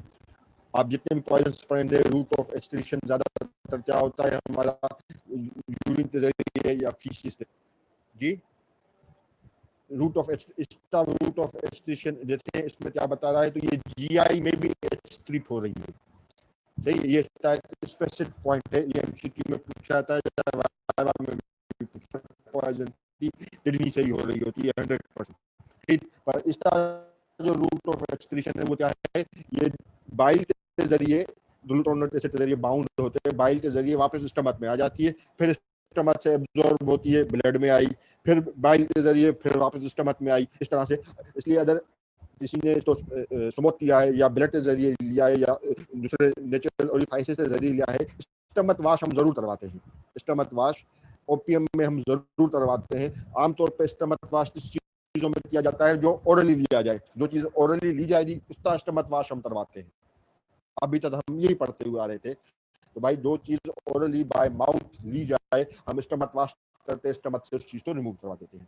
पर ओपियम वो कंडीशन है जिसमें किसी बंदे ने अगर स्मोक किया है या ब्लड के जरिए इंजेक्शन लिया है या नहीं लिया है, चाहे उसने माउथ के जरिए नहीं लिया है, फिर भी हम स्टमक वाश करवाएंगे। फिर भी हम स्टमक वाश करवाएंगे। क्यों? किसी भी मेथड से रूट ऑफ भी है तो ये बाइल के जरिए वापस स्टमक में आ जाती है। स्टमक से एब्जॉर्ब होती है। तो हम चाहे आपको टर्मिनेट इंजेक्शन है, स्मोकिंग है, नेचुरल ओरिफाइस के जरिए है या ओरली है, स्टमक वाश हमने जरूर करना है। इसकी चीजें एक्सक्रीशन स्टमक में भी होती है। ये स्पेसिफिक पॉइंट है, ये याद रखिएगा। वायवा में पूछ लिया जाता है, एमसीक्यू में भी पूछ लिया जाता है। तो भाई कौन सी वो चीज है जो अदर ओरली नहीं ली गई है, स्मोकिंग के जरिए ली गई है, हाइपोथर्मिक इंजेक्शन के जरिए ली गई है, वुंड्स या वो कौन सा पॉइजन है? तो वो ओपीएम है। ये एमसीक्यू पॉइंट ऑफ व्यू से इंपॉर्टेंट है। और इसकी जो डीडी है, डायग्नोसिस, वो ओस्पी के अंदर पूछ ली जाती है। ये 4 पॉइंट से आप बता देंगे तो आपको फुल मार्क्स मिल जाएंगे। इसकी स्टेजेस आपको पता होनी चाहिए। डॉक्टर हम कंटिन्यू करो। जी सर। उसके बाद हम आ जाते हैं इसकी डिफरेंशियल डायग्नोसिस के ऊपर कि भाई ओपियम पॉइजनिंग के जो साइन एंड सिम्टम्स है, पिन पॉइंट प्यूपिल है या जो इसमें स्लो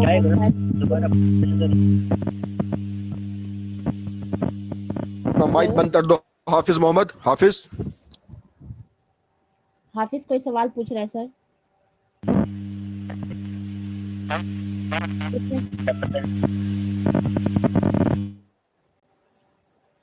सवाल आप बाद में पूछ लीजिएगा, लेक्चर के एंड में आप क्या नाम है फिर सवाल पूछ लीजिएगा। अभी आप हर तो अपना माइक बंद रखें।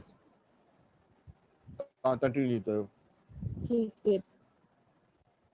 डिफरेंशियल डायग्नोसिस अगर हम देखें तो ओपीएम या मॉर्फिन पॉइजनिंग जो है वो रिजेंबल करती है सेरिब्रोवेस्कुलर एक्सीडेंट्स या स्ट्रोक जिसको बोलते हैं, जिसके अंदर आ जाता है पोंटाइन हेमरेज, मेटाबॉलिक कंडीशन जैसे कि यूरिमिक कोमा है या डायबिटिक कोमा है या कोई भी किसी भी मेटाबॉलिक डिसऑर्डर्स की वजह से कोमा हुआ है, उस ये सेकंड। ठीक है। Third is alcohol poisoning, fourth is carbolic acid poisoning and fifth one is epileptic या hysterical coma and barbiturate poisoning. ये 5 इसकी डिफरेंशियल डायग्नोसिस के अंदर कंडीशंस आती हैं। इनके साइन एंड सिम्टम्स जो है वो तकरीबन ओपीएम पॉइजनिंग के साथ ही मिल रहे होते हैं, सेम रिजेंबल कर रहे होते हैं। तो हमें इसको डिफरेंशिएट करना होता है। तो इसके हम आपको फर्दर बताते जाते हैं कि हर पॉइजन को हम कैसे डिफरेंशिएट करेंगे कि भाई ये ओपीएम पॉइजनिंग है या सेरिब्रोवेस्कुलर डिजीज है या कोई और प्रॉब्लम है। तो सेरिब्रोवेस्कुलर एक्सीडेंट्स या स्ट्रोक जो बोले तो generally occurs in elderly persons. ये मोस्टली ओल्ड एज या एडल्ट जो एल्डरली पेशेंट्स होते हैं उनके अंदर होते हैं सेरिब्रोवेस्कुलर एक्सीडेंट्स या जो स्ट्रोक हम कहते हैं। Onset is abrupt and hemiplegia, sudden onset का होगा, कोई पॉइजन की हिस्ट्री, कोई मेडिसिन की हिस्ट्री नहीं होगी, और उसके साथ जो है हेमीप्लेजिया या हाफ बॉडी की जो है पैरालिसिस होगी। जबकि ओपियम पॉइजन के अंदर ऐसा नहीं होता, हेमीप्लेजिया नहीं होता ओपियम के अंदर। Pupils are unequal, noisy breathing होगी, बीपी जो है वो लो हो जाएगा। इन पोंटाइन हेमरेज, अगर पोंटाइन हेमरेज की वजह से स्ट्रोक हुआ है, जो पोन्स के अंदर कोई ब्लीडिंग हुई है, पोंटाइन हेमरेज हुआ है, the pupils are contracted to pinpoint and temperature is raised।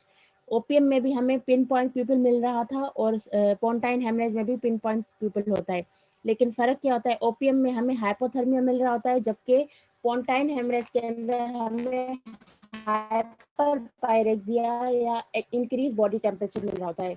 ये इसके 3 पी होते हैं, पोंटाइन हेमरेज, हाइपरपायरेक्सिया और पिन पॉइंट प्यूपिल। तो हम इससे डिफरेंशिएट कर सकते हैं कि ओपीएम पॉइजनिंग है या जो है सेरिब्रोवेस्कुलर एक्सीडेंट ड्यू टू पोंटाइन हेमरेज।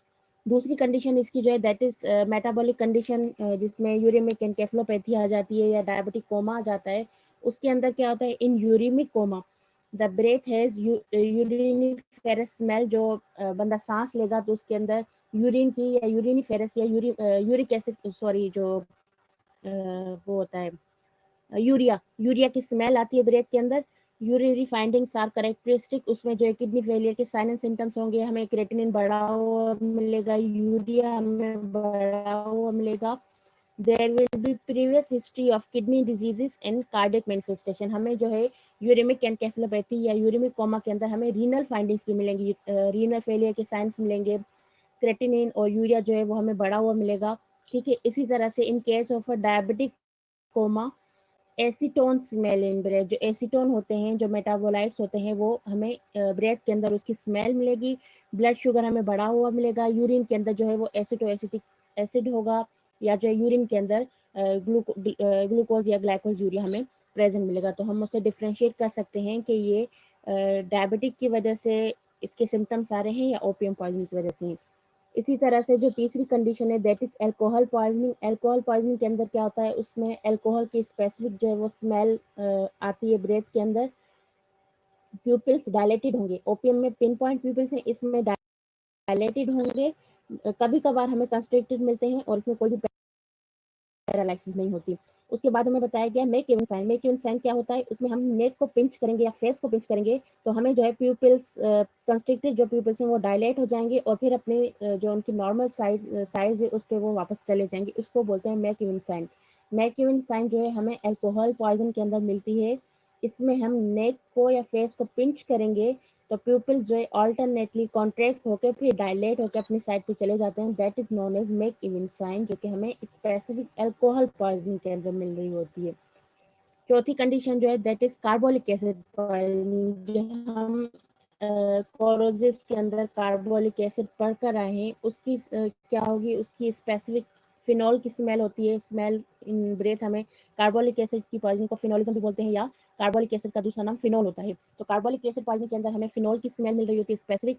उसके अलावा stand patches on the lips and mouth, अगर किसी ने पिया है कार्बोलिक एसिड तो उसमें हमें सराउंडिंग में जो है स्टैंडिंग मिल रही होती है लिप्स एंड माउथ की, ब्लीचिंग इफेक्ट मिल रहा होता है। उसके अलावा जो है green colour of the urine, जिसको हम कार्बोयूरिया बोल रहे थे, जो हम ओपिनियन के अंदर उस यूरिन को या यूरिन के सैंपल को रख देते हैं तो वो स्मोकी ग्रीन कलर का यूरिन आ जाता है। That is known as carboluria. ठीक है, तो कार्बोलिक एसिड की अपनी स्पेसिफिक फाइंडिंग्स होती है जिससे हम इसको कोमा, एक और कंडीशन है उसमें क्या होता है फिट्स होंगे, फिट्स विद और विदाउट ऑरा। ऑरा क्या होता है कि विजुअल हेलुसिनेशंस होती हैं, कभी बंदे को फिट्स के साथ वो विजुअल हेलुसिनेशन या ऑडिटरी हेलुसिनेशन आ रही होती है, कभी विदाउट ऑरा जो फिट्स हो रहे होते हैं, फिट्स होते हैं एपिलेप्टिक कोमा के अंदर। अनकॉन्शियसनेस होगी, मसल के अंदर कन्वर्जन होती है और उसके अलावा जो है टंग बाइटिंग की हिस्ट्री मिलेगी और हमें जो है प्रीवियस हिस्ट्री अगर हम देखेंगे तो हमें पता चलेगा कि बंदा जो है वो नॉन केस ऑफ एपिलेप्सी है।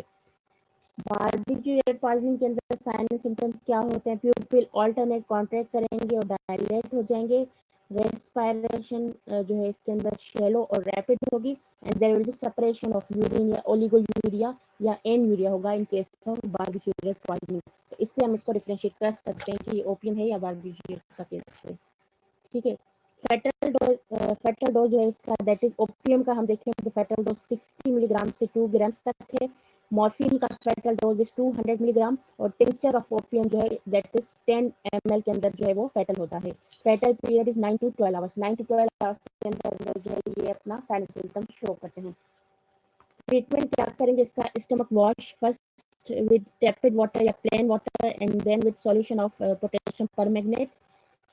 Even when the drug is injected, अगर ड्रग इंजेक्ट फॉर्म में भी की गई है तो भी हम स्टमक वॉश करते हैं क्योंकि हमें पता है कि ड्रग जो है वो स्टमक के थ्रू एक्सक्रीट होती है।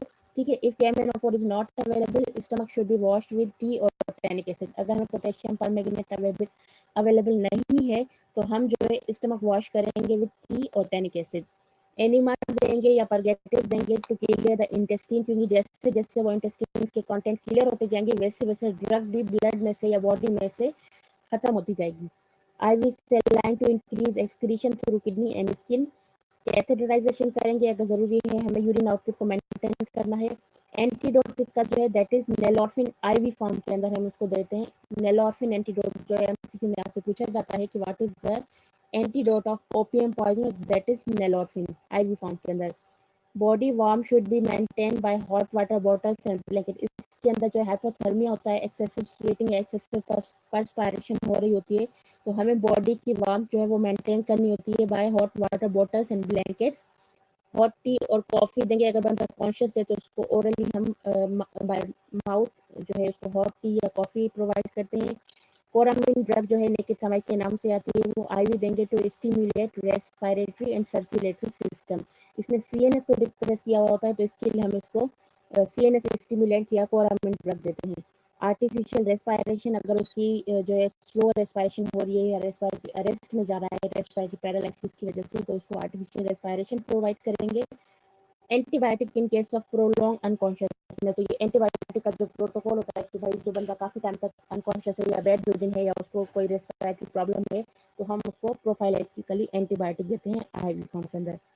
मेडिको लीगल इंपॉर्टेंस क्या है, poison of choice for suicide. ये हमने पहले भी पढ़ा था कि ओपियम जो it is the poison of choice for suicide purpose.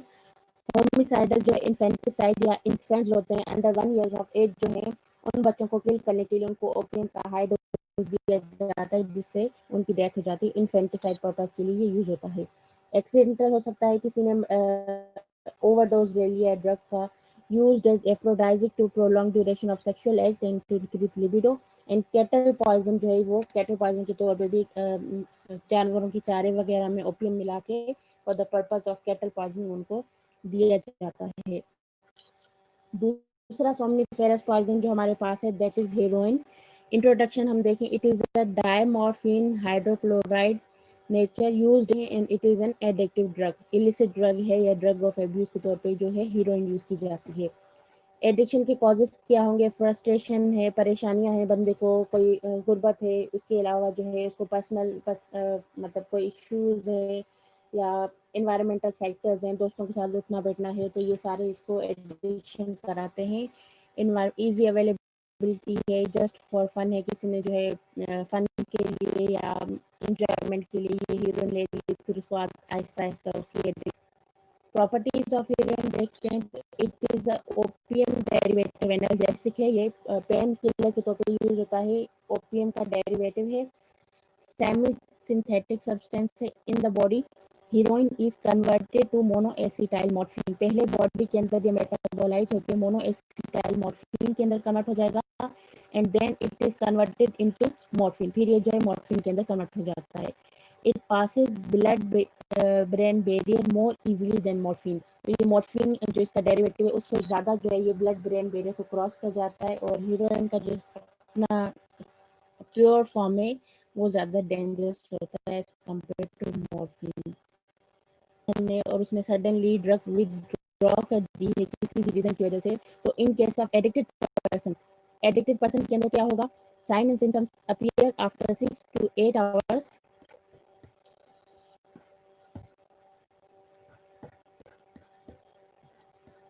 Sign and symptoms appear after 6 to 8 hours.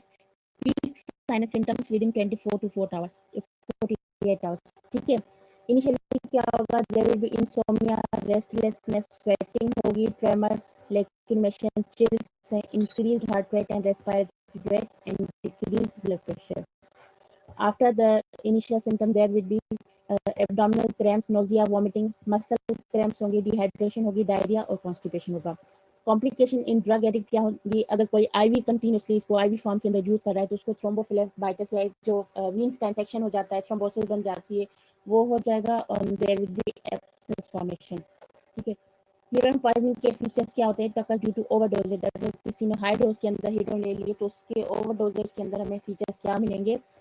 Thrombophlebitis होगा, हमें इसकी आर्म्स के अंदर या जहाँ से वो आईवी ड्रग यूज कर रहा है वहाँ पे स्वेलिंग मिलेगी, रेडनेस मिलेगी और मल्टीपल थ्रोम्बाई मिलते हैं।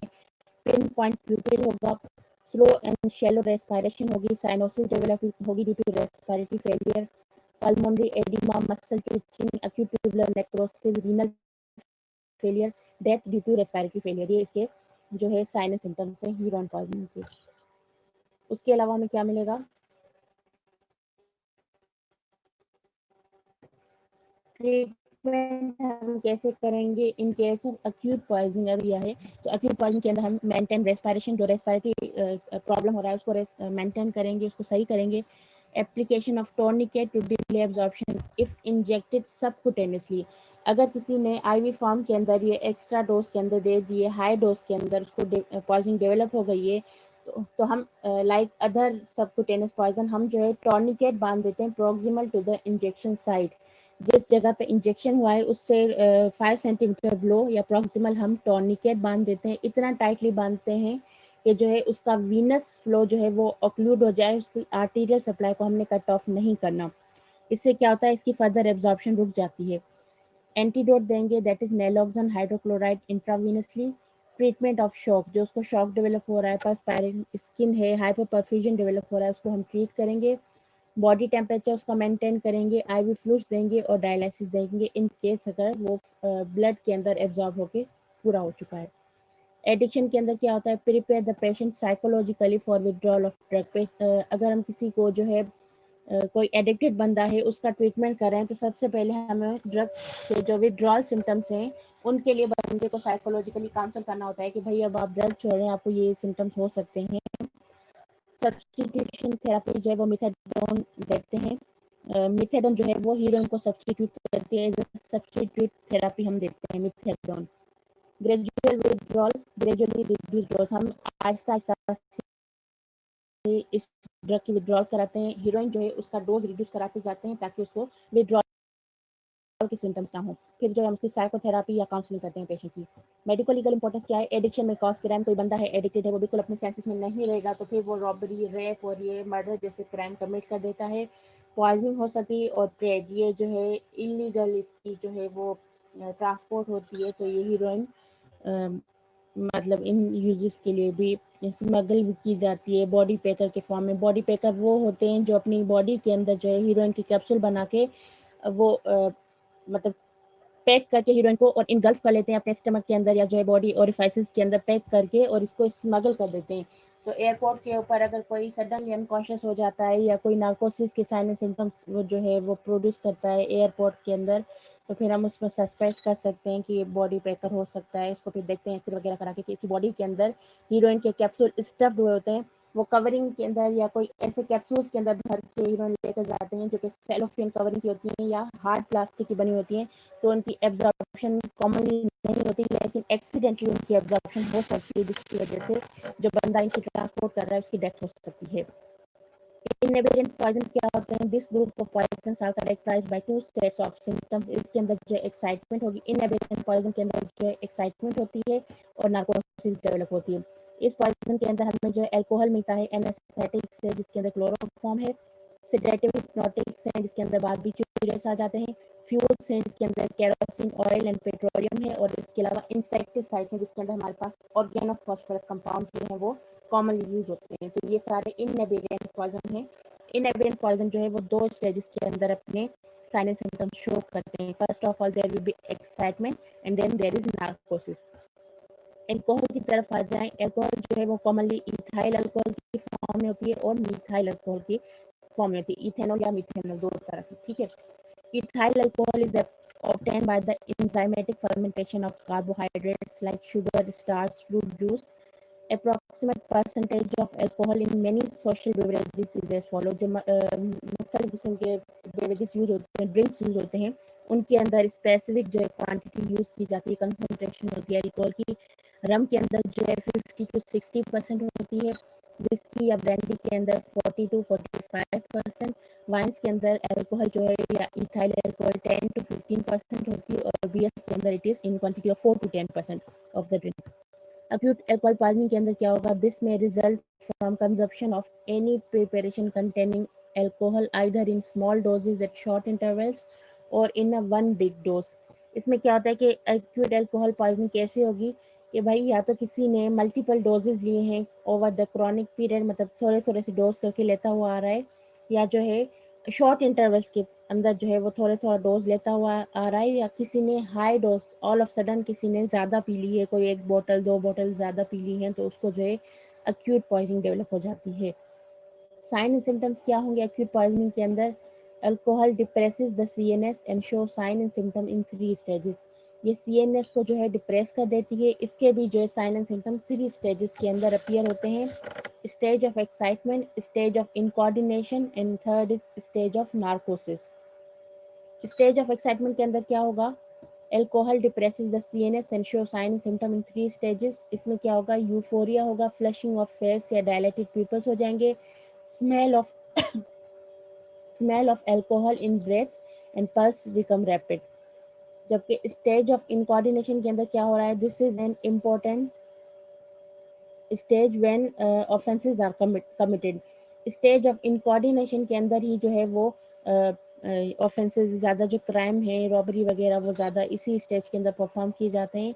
इन कोऑर्डिनेशन ऑफ थॉट से स्पीच है, एक्शन है, बंदे की जो है स्पीच और एक्शन के अंदर इन कोऑर्डिनेशन खत्म हो जाती है, उसकी थॉट जो है वो डिस्टर्ब हो जाती है। रिसेंट मेमोरी इम्पेयर हो जाएगी, स्लर्ड स्पीच होगी, स्टैगरिंग गेट होगा। स्टैगरिंग गेट का मतलब है कि वो लड़खड़ा कर चलेगा, स्टेबल गेट नहीं होगा उसका, अनस्टेबल गेट होगा। स्किल्ड मूवमेंट इम्पेयर्ड हो जाएंगी, जो उसकी फाइन मूवमेंट्स है वो इम्पेयर्ड हो जाएंगी, वो कोई चीज़ की वो फाइन ग्रिप जो है वो उसकी ख़त्म हो जाती है, वो सही से पकड़ नहीं पाता। प्यूपिल्स डायलेटेड, ब्लड विजन होगी, dry mouth, strong smell of alcohol in breath and nausea, vomiting and hiccups develop हो जाते हैं। स्टेज ऑफ नार्कोसिस के अंदर या स्टेज ऑफ कोमा, इसके अंदर क्या होता है, डीप स्लीप होती है, रेस्पॉन्स टू स्ट्रॉन्ग स्टिमुलाई, मतलब बंदा डीप स्लीप के अंदर जाएगा, अगर उसको स्ट्रॉन्ग पेनफुल स्टिमुलाई दिया जाएगा तो ही वो अराउज होगा, अदरवाइज जो है वो कोमाटोस कंडीशन के अंदर पड़ा रहता है।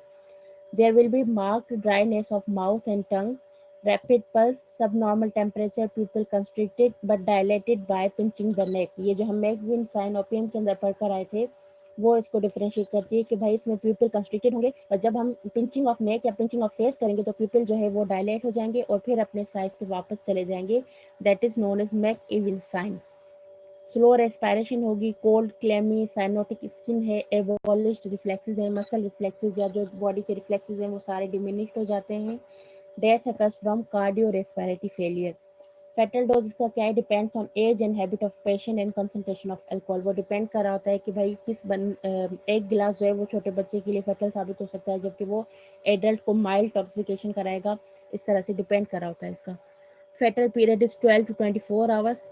ट्रीटमेंट हम कैसे करेंगे, स्टमक वॉश करेंगे, patient should be kept warm, vitamin B6 IV, ये ड्रग ऑफ चॉइस होती है। ये हम विटामिन B6 इसीलिए देते हैं क्योंकि इससे फिर अगर हमने सिंपली इसको विटामिन B6 नहीं दिया तो पेशेंट को जो है वो वर्निक्स एनकेफेलोपैथी या वर्निक्स साइकोसिस डेवलप हो जाती है।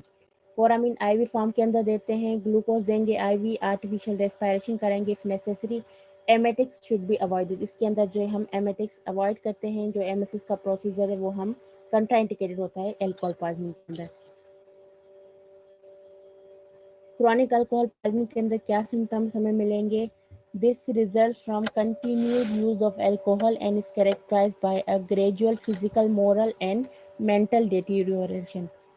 Physical degeneration is characterised by lack of personal hygiene, बंदा जो है बिल्कुल पैथेटिक पड़ा जाएगा, उसको अपनी हाइजीन का कोई जो है वो ख्याल नहीं करेगा। जो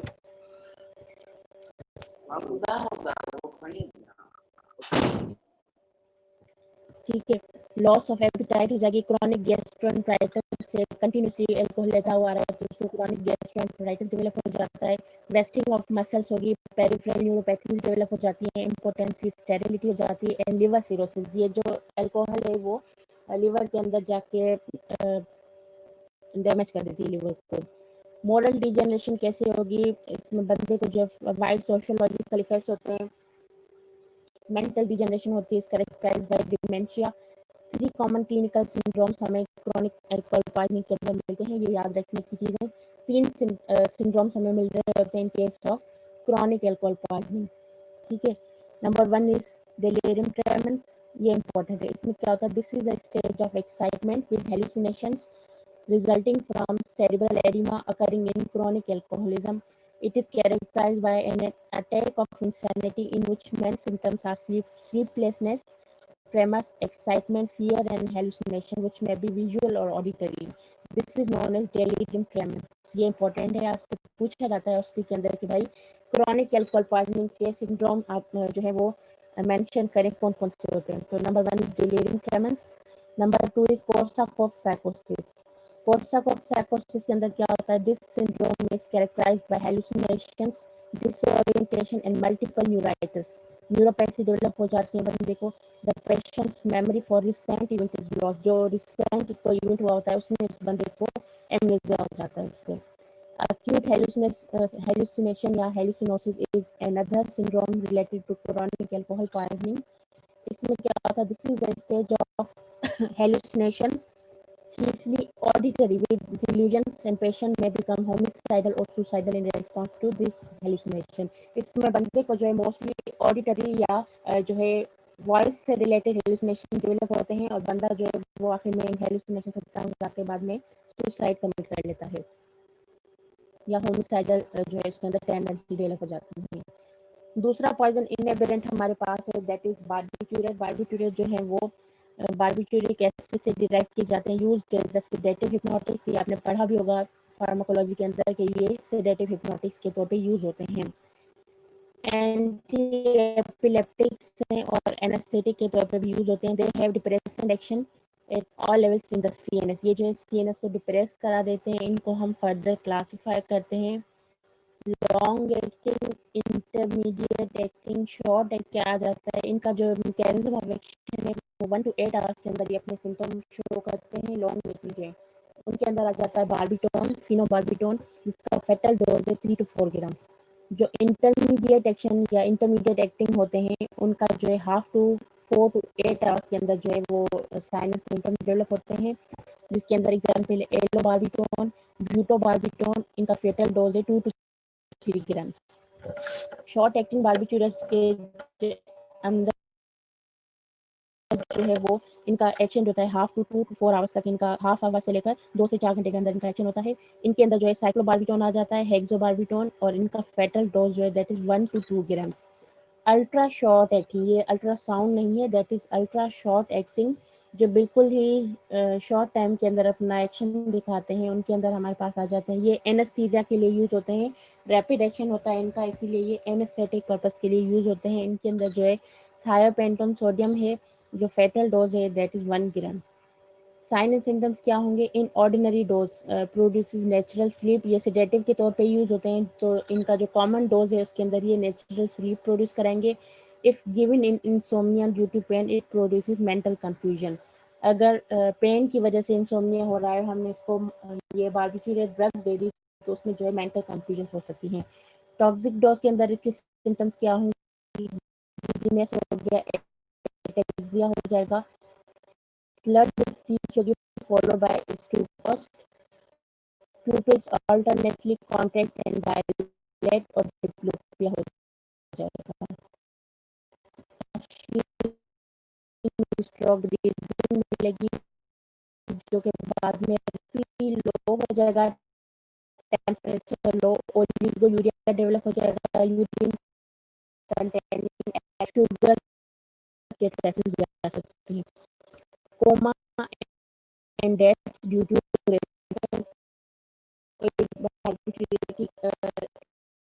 एडिक्शन ऑफ कॉन्ट्रैक्शन पावर। अच्छा, एडिक्शन ऑटोमेटिज्म, ये याद रखिएगा, आपसे बार बार पूछा जाएगा what is barbiturate automatism, it is the condition in which the addicted person forgets that he has already, क्या होता है कि बंदे जो बार्बिट्यूरेट किसी भी वजह से मेडिसिनल पर्पस के लिए यूज कर रहे होते हैं, वो क्या होता है उनके अंदर बार्बिट्यूरेट जाके ऐसी एडिक्शन करा देती है कि फिर उनको फॉरगेटफुलनेस हो जाती है, जिसकी वजह से उनको याद नहीं रहता कि उन्होंने डोज लिया हुआ है या डोज जो है वो नहीं लिया। तो क्या करते हैं कि वो मल्टीपल डोजेस लेते जाते हैं, उनको ये लगता है कि उन्होंने बार्बिट्यूरेट का डोज नहीं लिया, इस तरह से मल्टीपल डोजेस लेते जाते हैं रिपीटेडली, तो उनको जो है वो बार्बिट्यूरेट की टॉक्सिसिटी हो जाती है मल्टीपल डोजेस की वजह से। This condition is known as barbiturate automatism. इसलिए अगर कोई बंदा बार्बिट्यूरेट सेडेटिव हिप्नोटिक के तौर पे ले रहा है तो हम उसके रिलेटिव्स को बोलते हैं कि भाई आपने इसके डोज का ख्याल रखना है, इसको मेडिसिन दवाई याद से देनी है, वरना उसके ऊपर ये जो है बार्बिट्यूरेट ऑटोमेटिज्म डेवलप हो जाती है। The person forgets that he has already taken dose, therefore he takes some more of the drug, which may result in poisoning. This condition is known as barbiturate automatism. ठीक है, treatment हम कैसे करेंगे, stomach wash करेंगे with potassium permanganate and animal charcoal, enema purgatives and catheterization करेंगे, ये urine output को जो है डिक्रीज कर देती है, तो हमें बंदे को कैसेटाइज करना होता है, आईवी फ्लूइड देते हैं और फिर उसका यूरिन आउटपुट मेंटेन करते हैं, मॉनिटर करते हैं। The patient should be kept warm, foot end of the bed should be raised, इससे क्या होता है कि बंदे की जो है सीएनएस की सर्कुलेशन तेज होती है। Artificial respiration and oxygen therapy, metaraminol to combat the circulatory shock, metaraminol drug आती है, ये सर्कुलेटरी शॉक को जो है सही कर देती है। Coramine as an analeptic, coramine drug देते हैं जो फिनिकिथामेट के नाम से आती है, ये सीएनएस को स्टिमुलेट कर देती है, स्पेशली रेस्पिरेटरी सेंटर को, ठीक है। 0.5% ग्लूकोज आईवी फॉर्म के अंदर देंगे। एम्फेटामिन इफ कोमा प्रोलॉन्ग्स, अगर कोमा कंडीशन प्रोलॉन्ग हो जाती है तो हम इसको एम्फेटामिन ड्रग देते हैं। Prophylactic administration of antibiotics to prevent pulmonary complication और फोर्स्ड डायूरेसिस करेंगे, अगर ये ड्रग जो है बॉडी के अंदर एब्जॉर्ब हो चुकी है तो हम इसकी फोर्स्ड डायूरेसिस परफॉर्म करते हैं।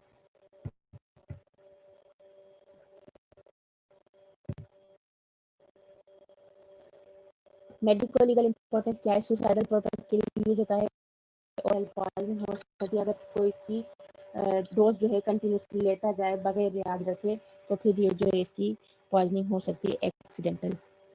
केरोसिन ऑयल जो है वो क्या, केरोसिन ऑयल की पॉइजनिंग हो सकती है मोस्टली जो है किट्स के अंदर होती है। ये इसके 3-4 के होते हैं, केरोसिन, किट्स और जो है केयर। ये सी फॉर केयर होता है, लेकिन याद रखने के लिए ये इसके 3 के होते हैं कि भाई केरोसिन ऑयल की पॉइजनिंग कहाँ पे किस एज ग्रुप में होती है। किड्स के अंदर होती है कॉमनली, और जो है इसके अंदर जो है स्टमक वॉश अगर हमें परफॉर्म करना है तो वो एक्सट्रीम केयर के साथ हम स्टमक वॉश परफॉर्म करते हैं। तो ये इसके 3 के हैं, के फॉर केरोसिन, के फॉर किड्स और के for care.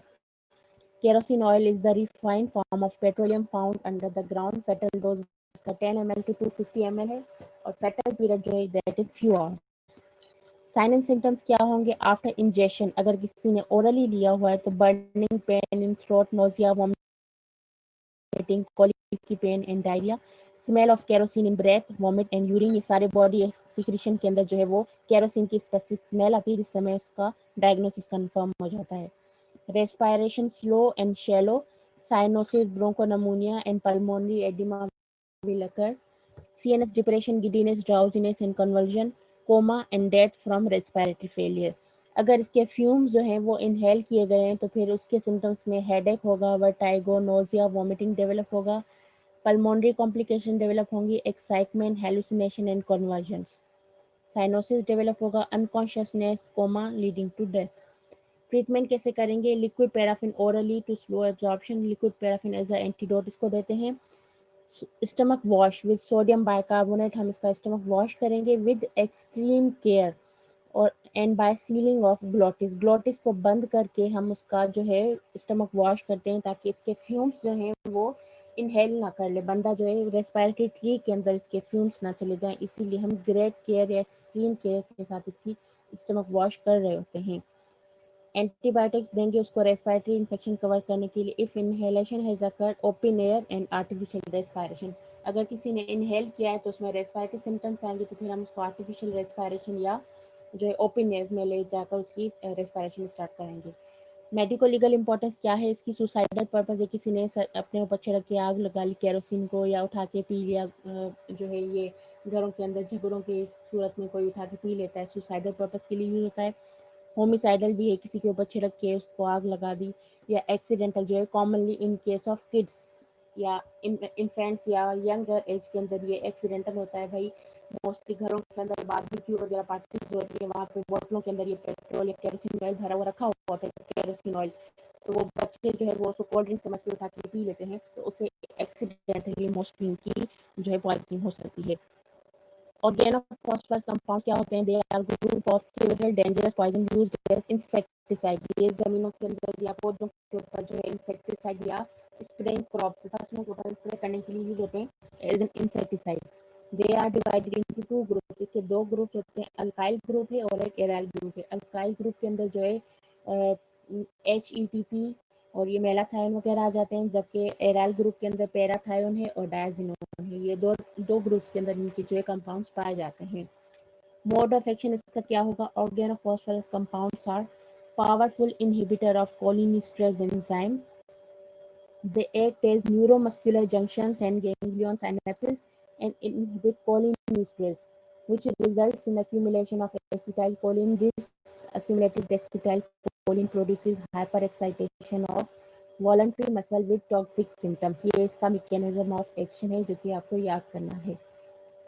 Sign and symptoms के क्या होंगे, initially headache and sense of constriction of the chest accompanied by pinpoint pupils, abdominal cramps होंगे, vomiting, diarrhea, sweating, salivation and muscular twitching develop होगी। In severe cases, pulmonary edema, coma, convulsions and death due to paralysis of muscle. Right.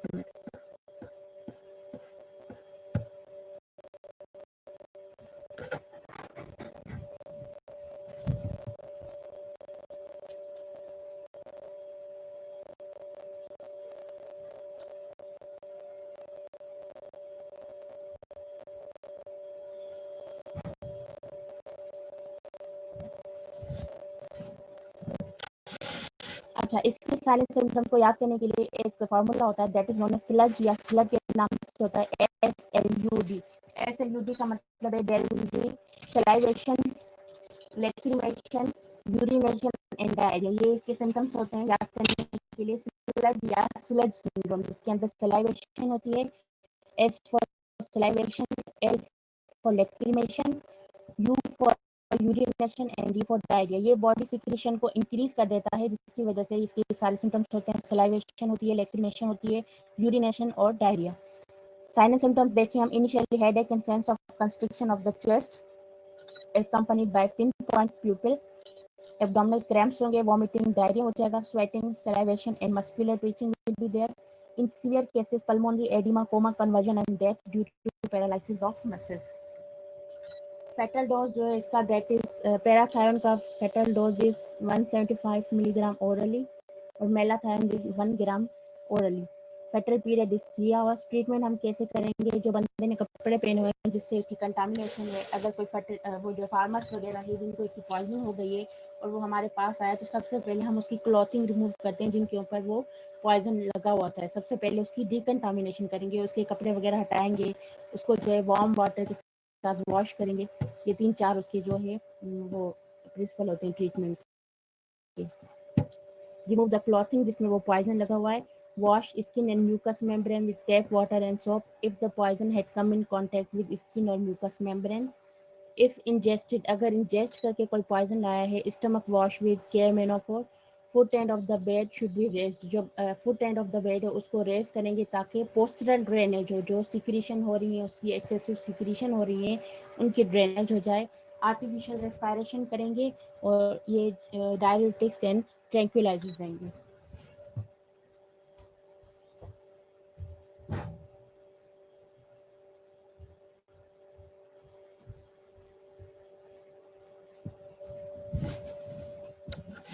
Medico legal importance क्या है इसकी? Accidental होता है in agriculture and industrial, जहाँ पे ये industrial के लिए यूज होता है, एग्रीकल्चर पर्पज के लिए जहाँ पे क्रॉप के ऊपर स्प्रे किया जाता है, वहाँ पे इसकी एक्सीडेंटल पॉइजनिंग हो सकती है। जो फार्मर्स होते हैं वो मोस्टली उनकी जो है उससे इसकी पॉइजनिंग उनको हो सकती है। अच्छा, एंटीडोट इसका हमने देखा, एट्रोपिन और प्रेलिडॉक्सिम, इसके 2 एंटीडोट हैं जो कि इसकी ट्रीटमेंट के लिए दिए जाते हैं। डायरेटिक्स देंगे, एंट्रेंकुलाइजर्स देंगे। मेडिको लीगल इंपॉर्टेंस एक्सीडेंटल है, सुसाइडल है, कोई जो है वो इंसेक्टिसाइड लिक्विड है वो उठा के पी लेता है फॉर सुसाइडल पर्पज, या किसी को जबरदस्ती पिला दिया जाए फॉर होमिसाइडल इंटेंशन, तो ये इसकी मेडिको लीगल इंपॉर्टेंस है। मोस्टली जो है ये एक्सीडेंटल पर्पज के लिए, मतलब एक्सीडेंटल पॉइजनिंग हो जाती है इसकी, जो फार्मर्स होते हैं उनके अंदर एक्सीडेंटल पॉइजनिंग हो जाती है इसकी ऑर्गेनोफॉस्फेट। इसके अंदर जो एक सिंड्रोम आप याद रखिएगा, स्लज या स्लड के नाम से आता है, salivation, lacrimation, urination and diarrhoea.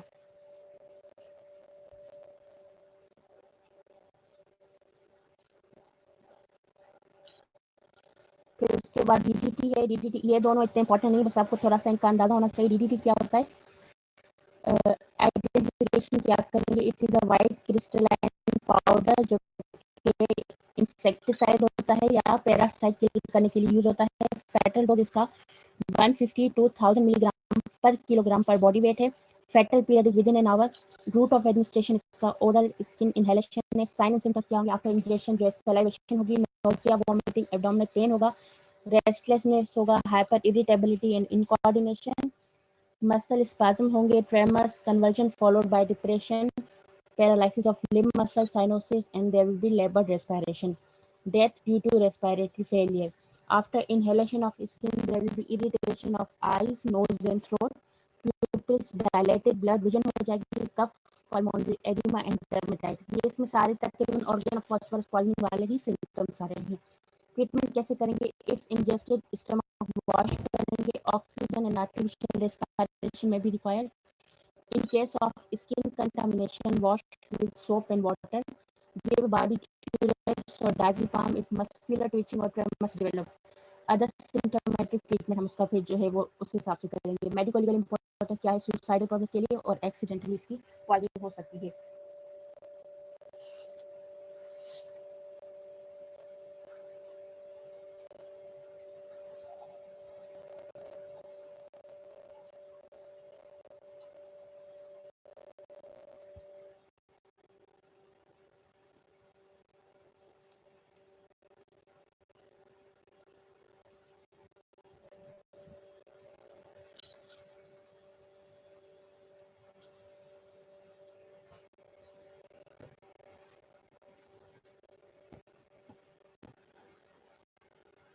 Naphthalene naphthalene क्या होता है?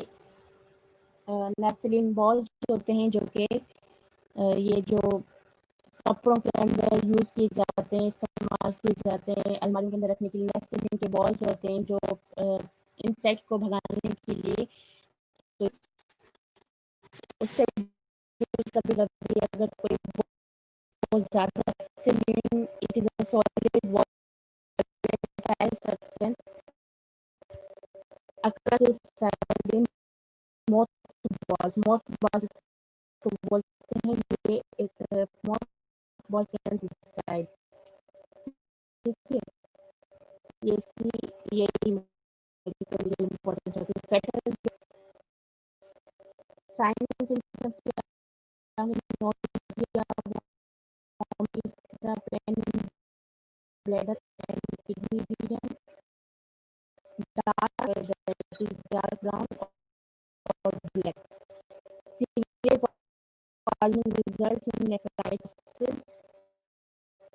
coma, and which leads to death. Reactives देंगे sodium bicarbonate to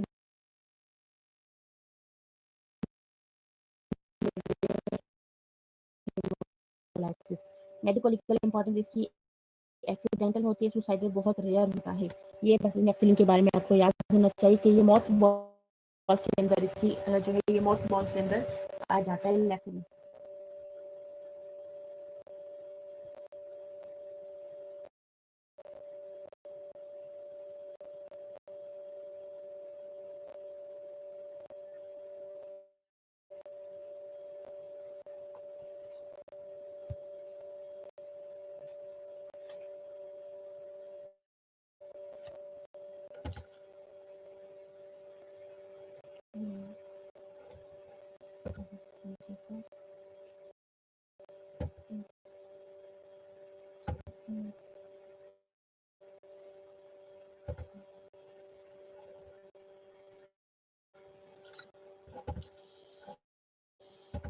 ये बाकी के पॉइजन जो हैं ये हम एसजीडी के अंदर डिटेल में डिस्कस कर लेंगे।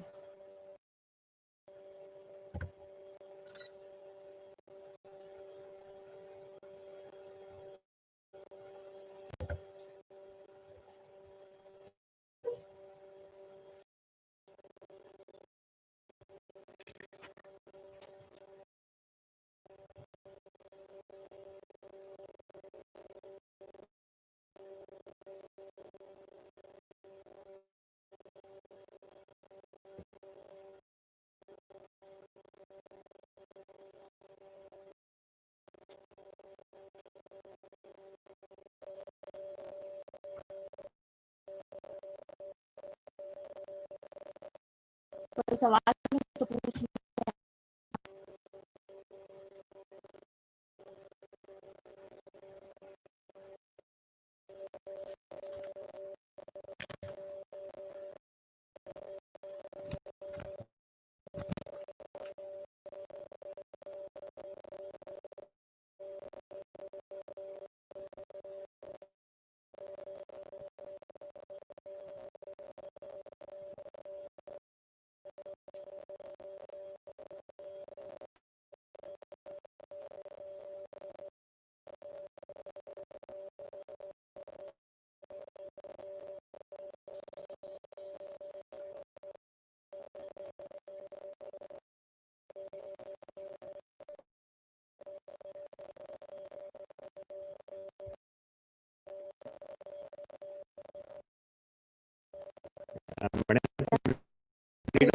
हाँ बस कंप्लीट हो गया बस।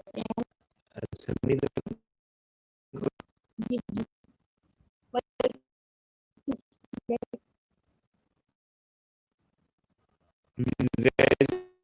your hand if any question. maintenance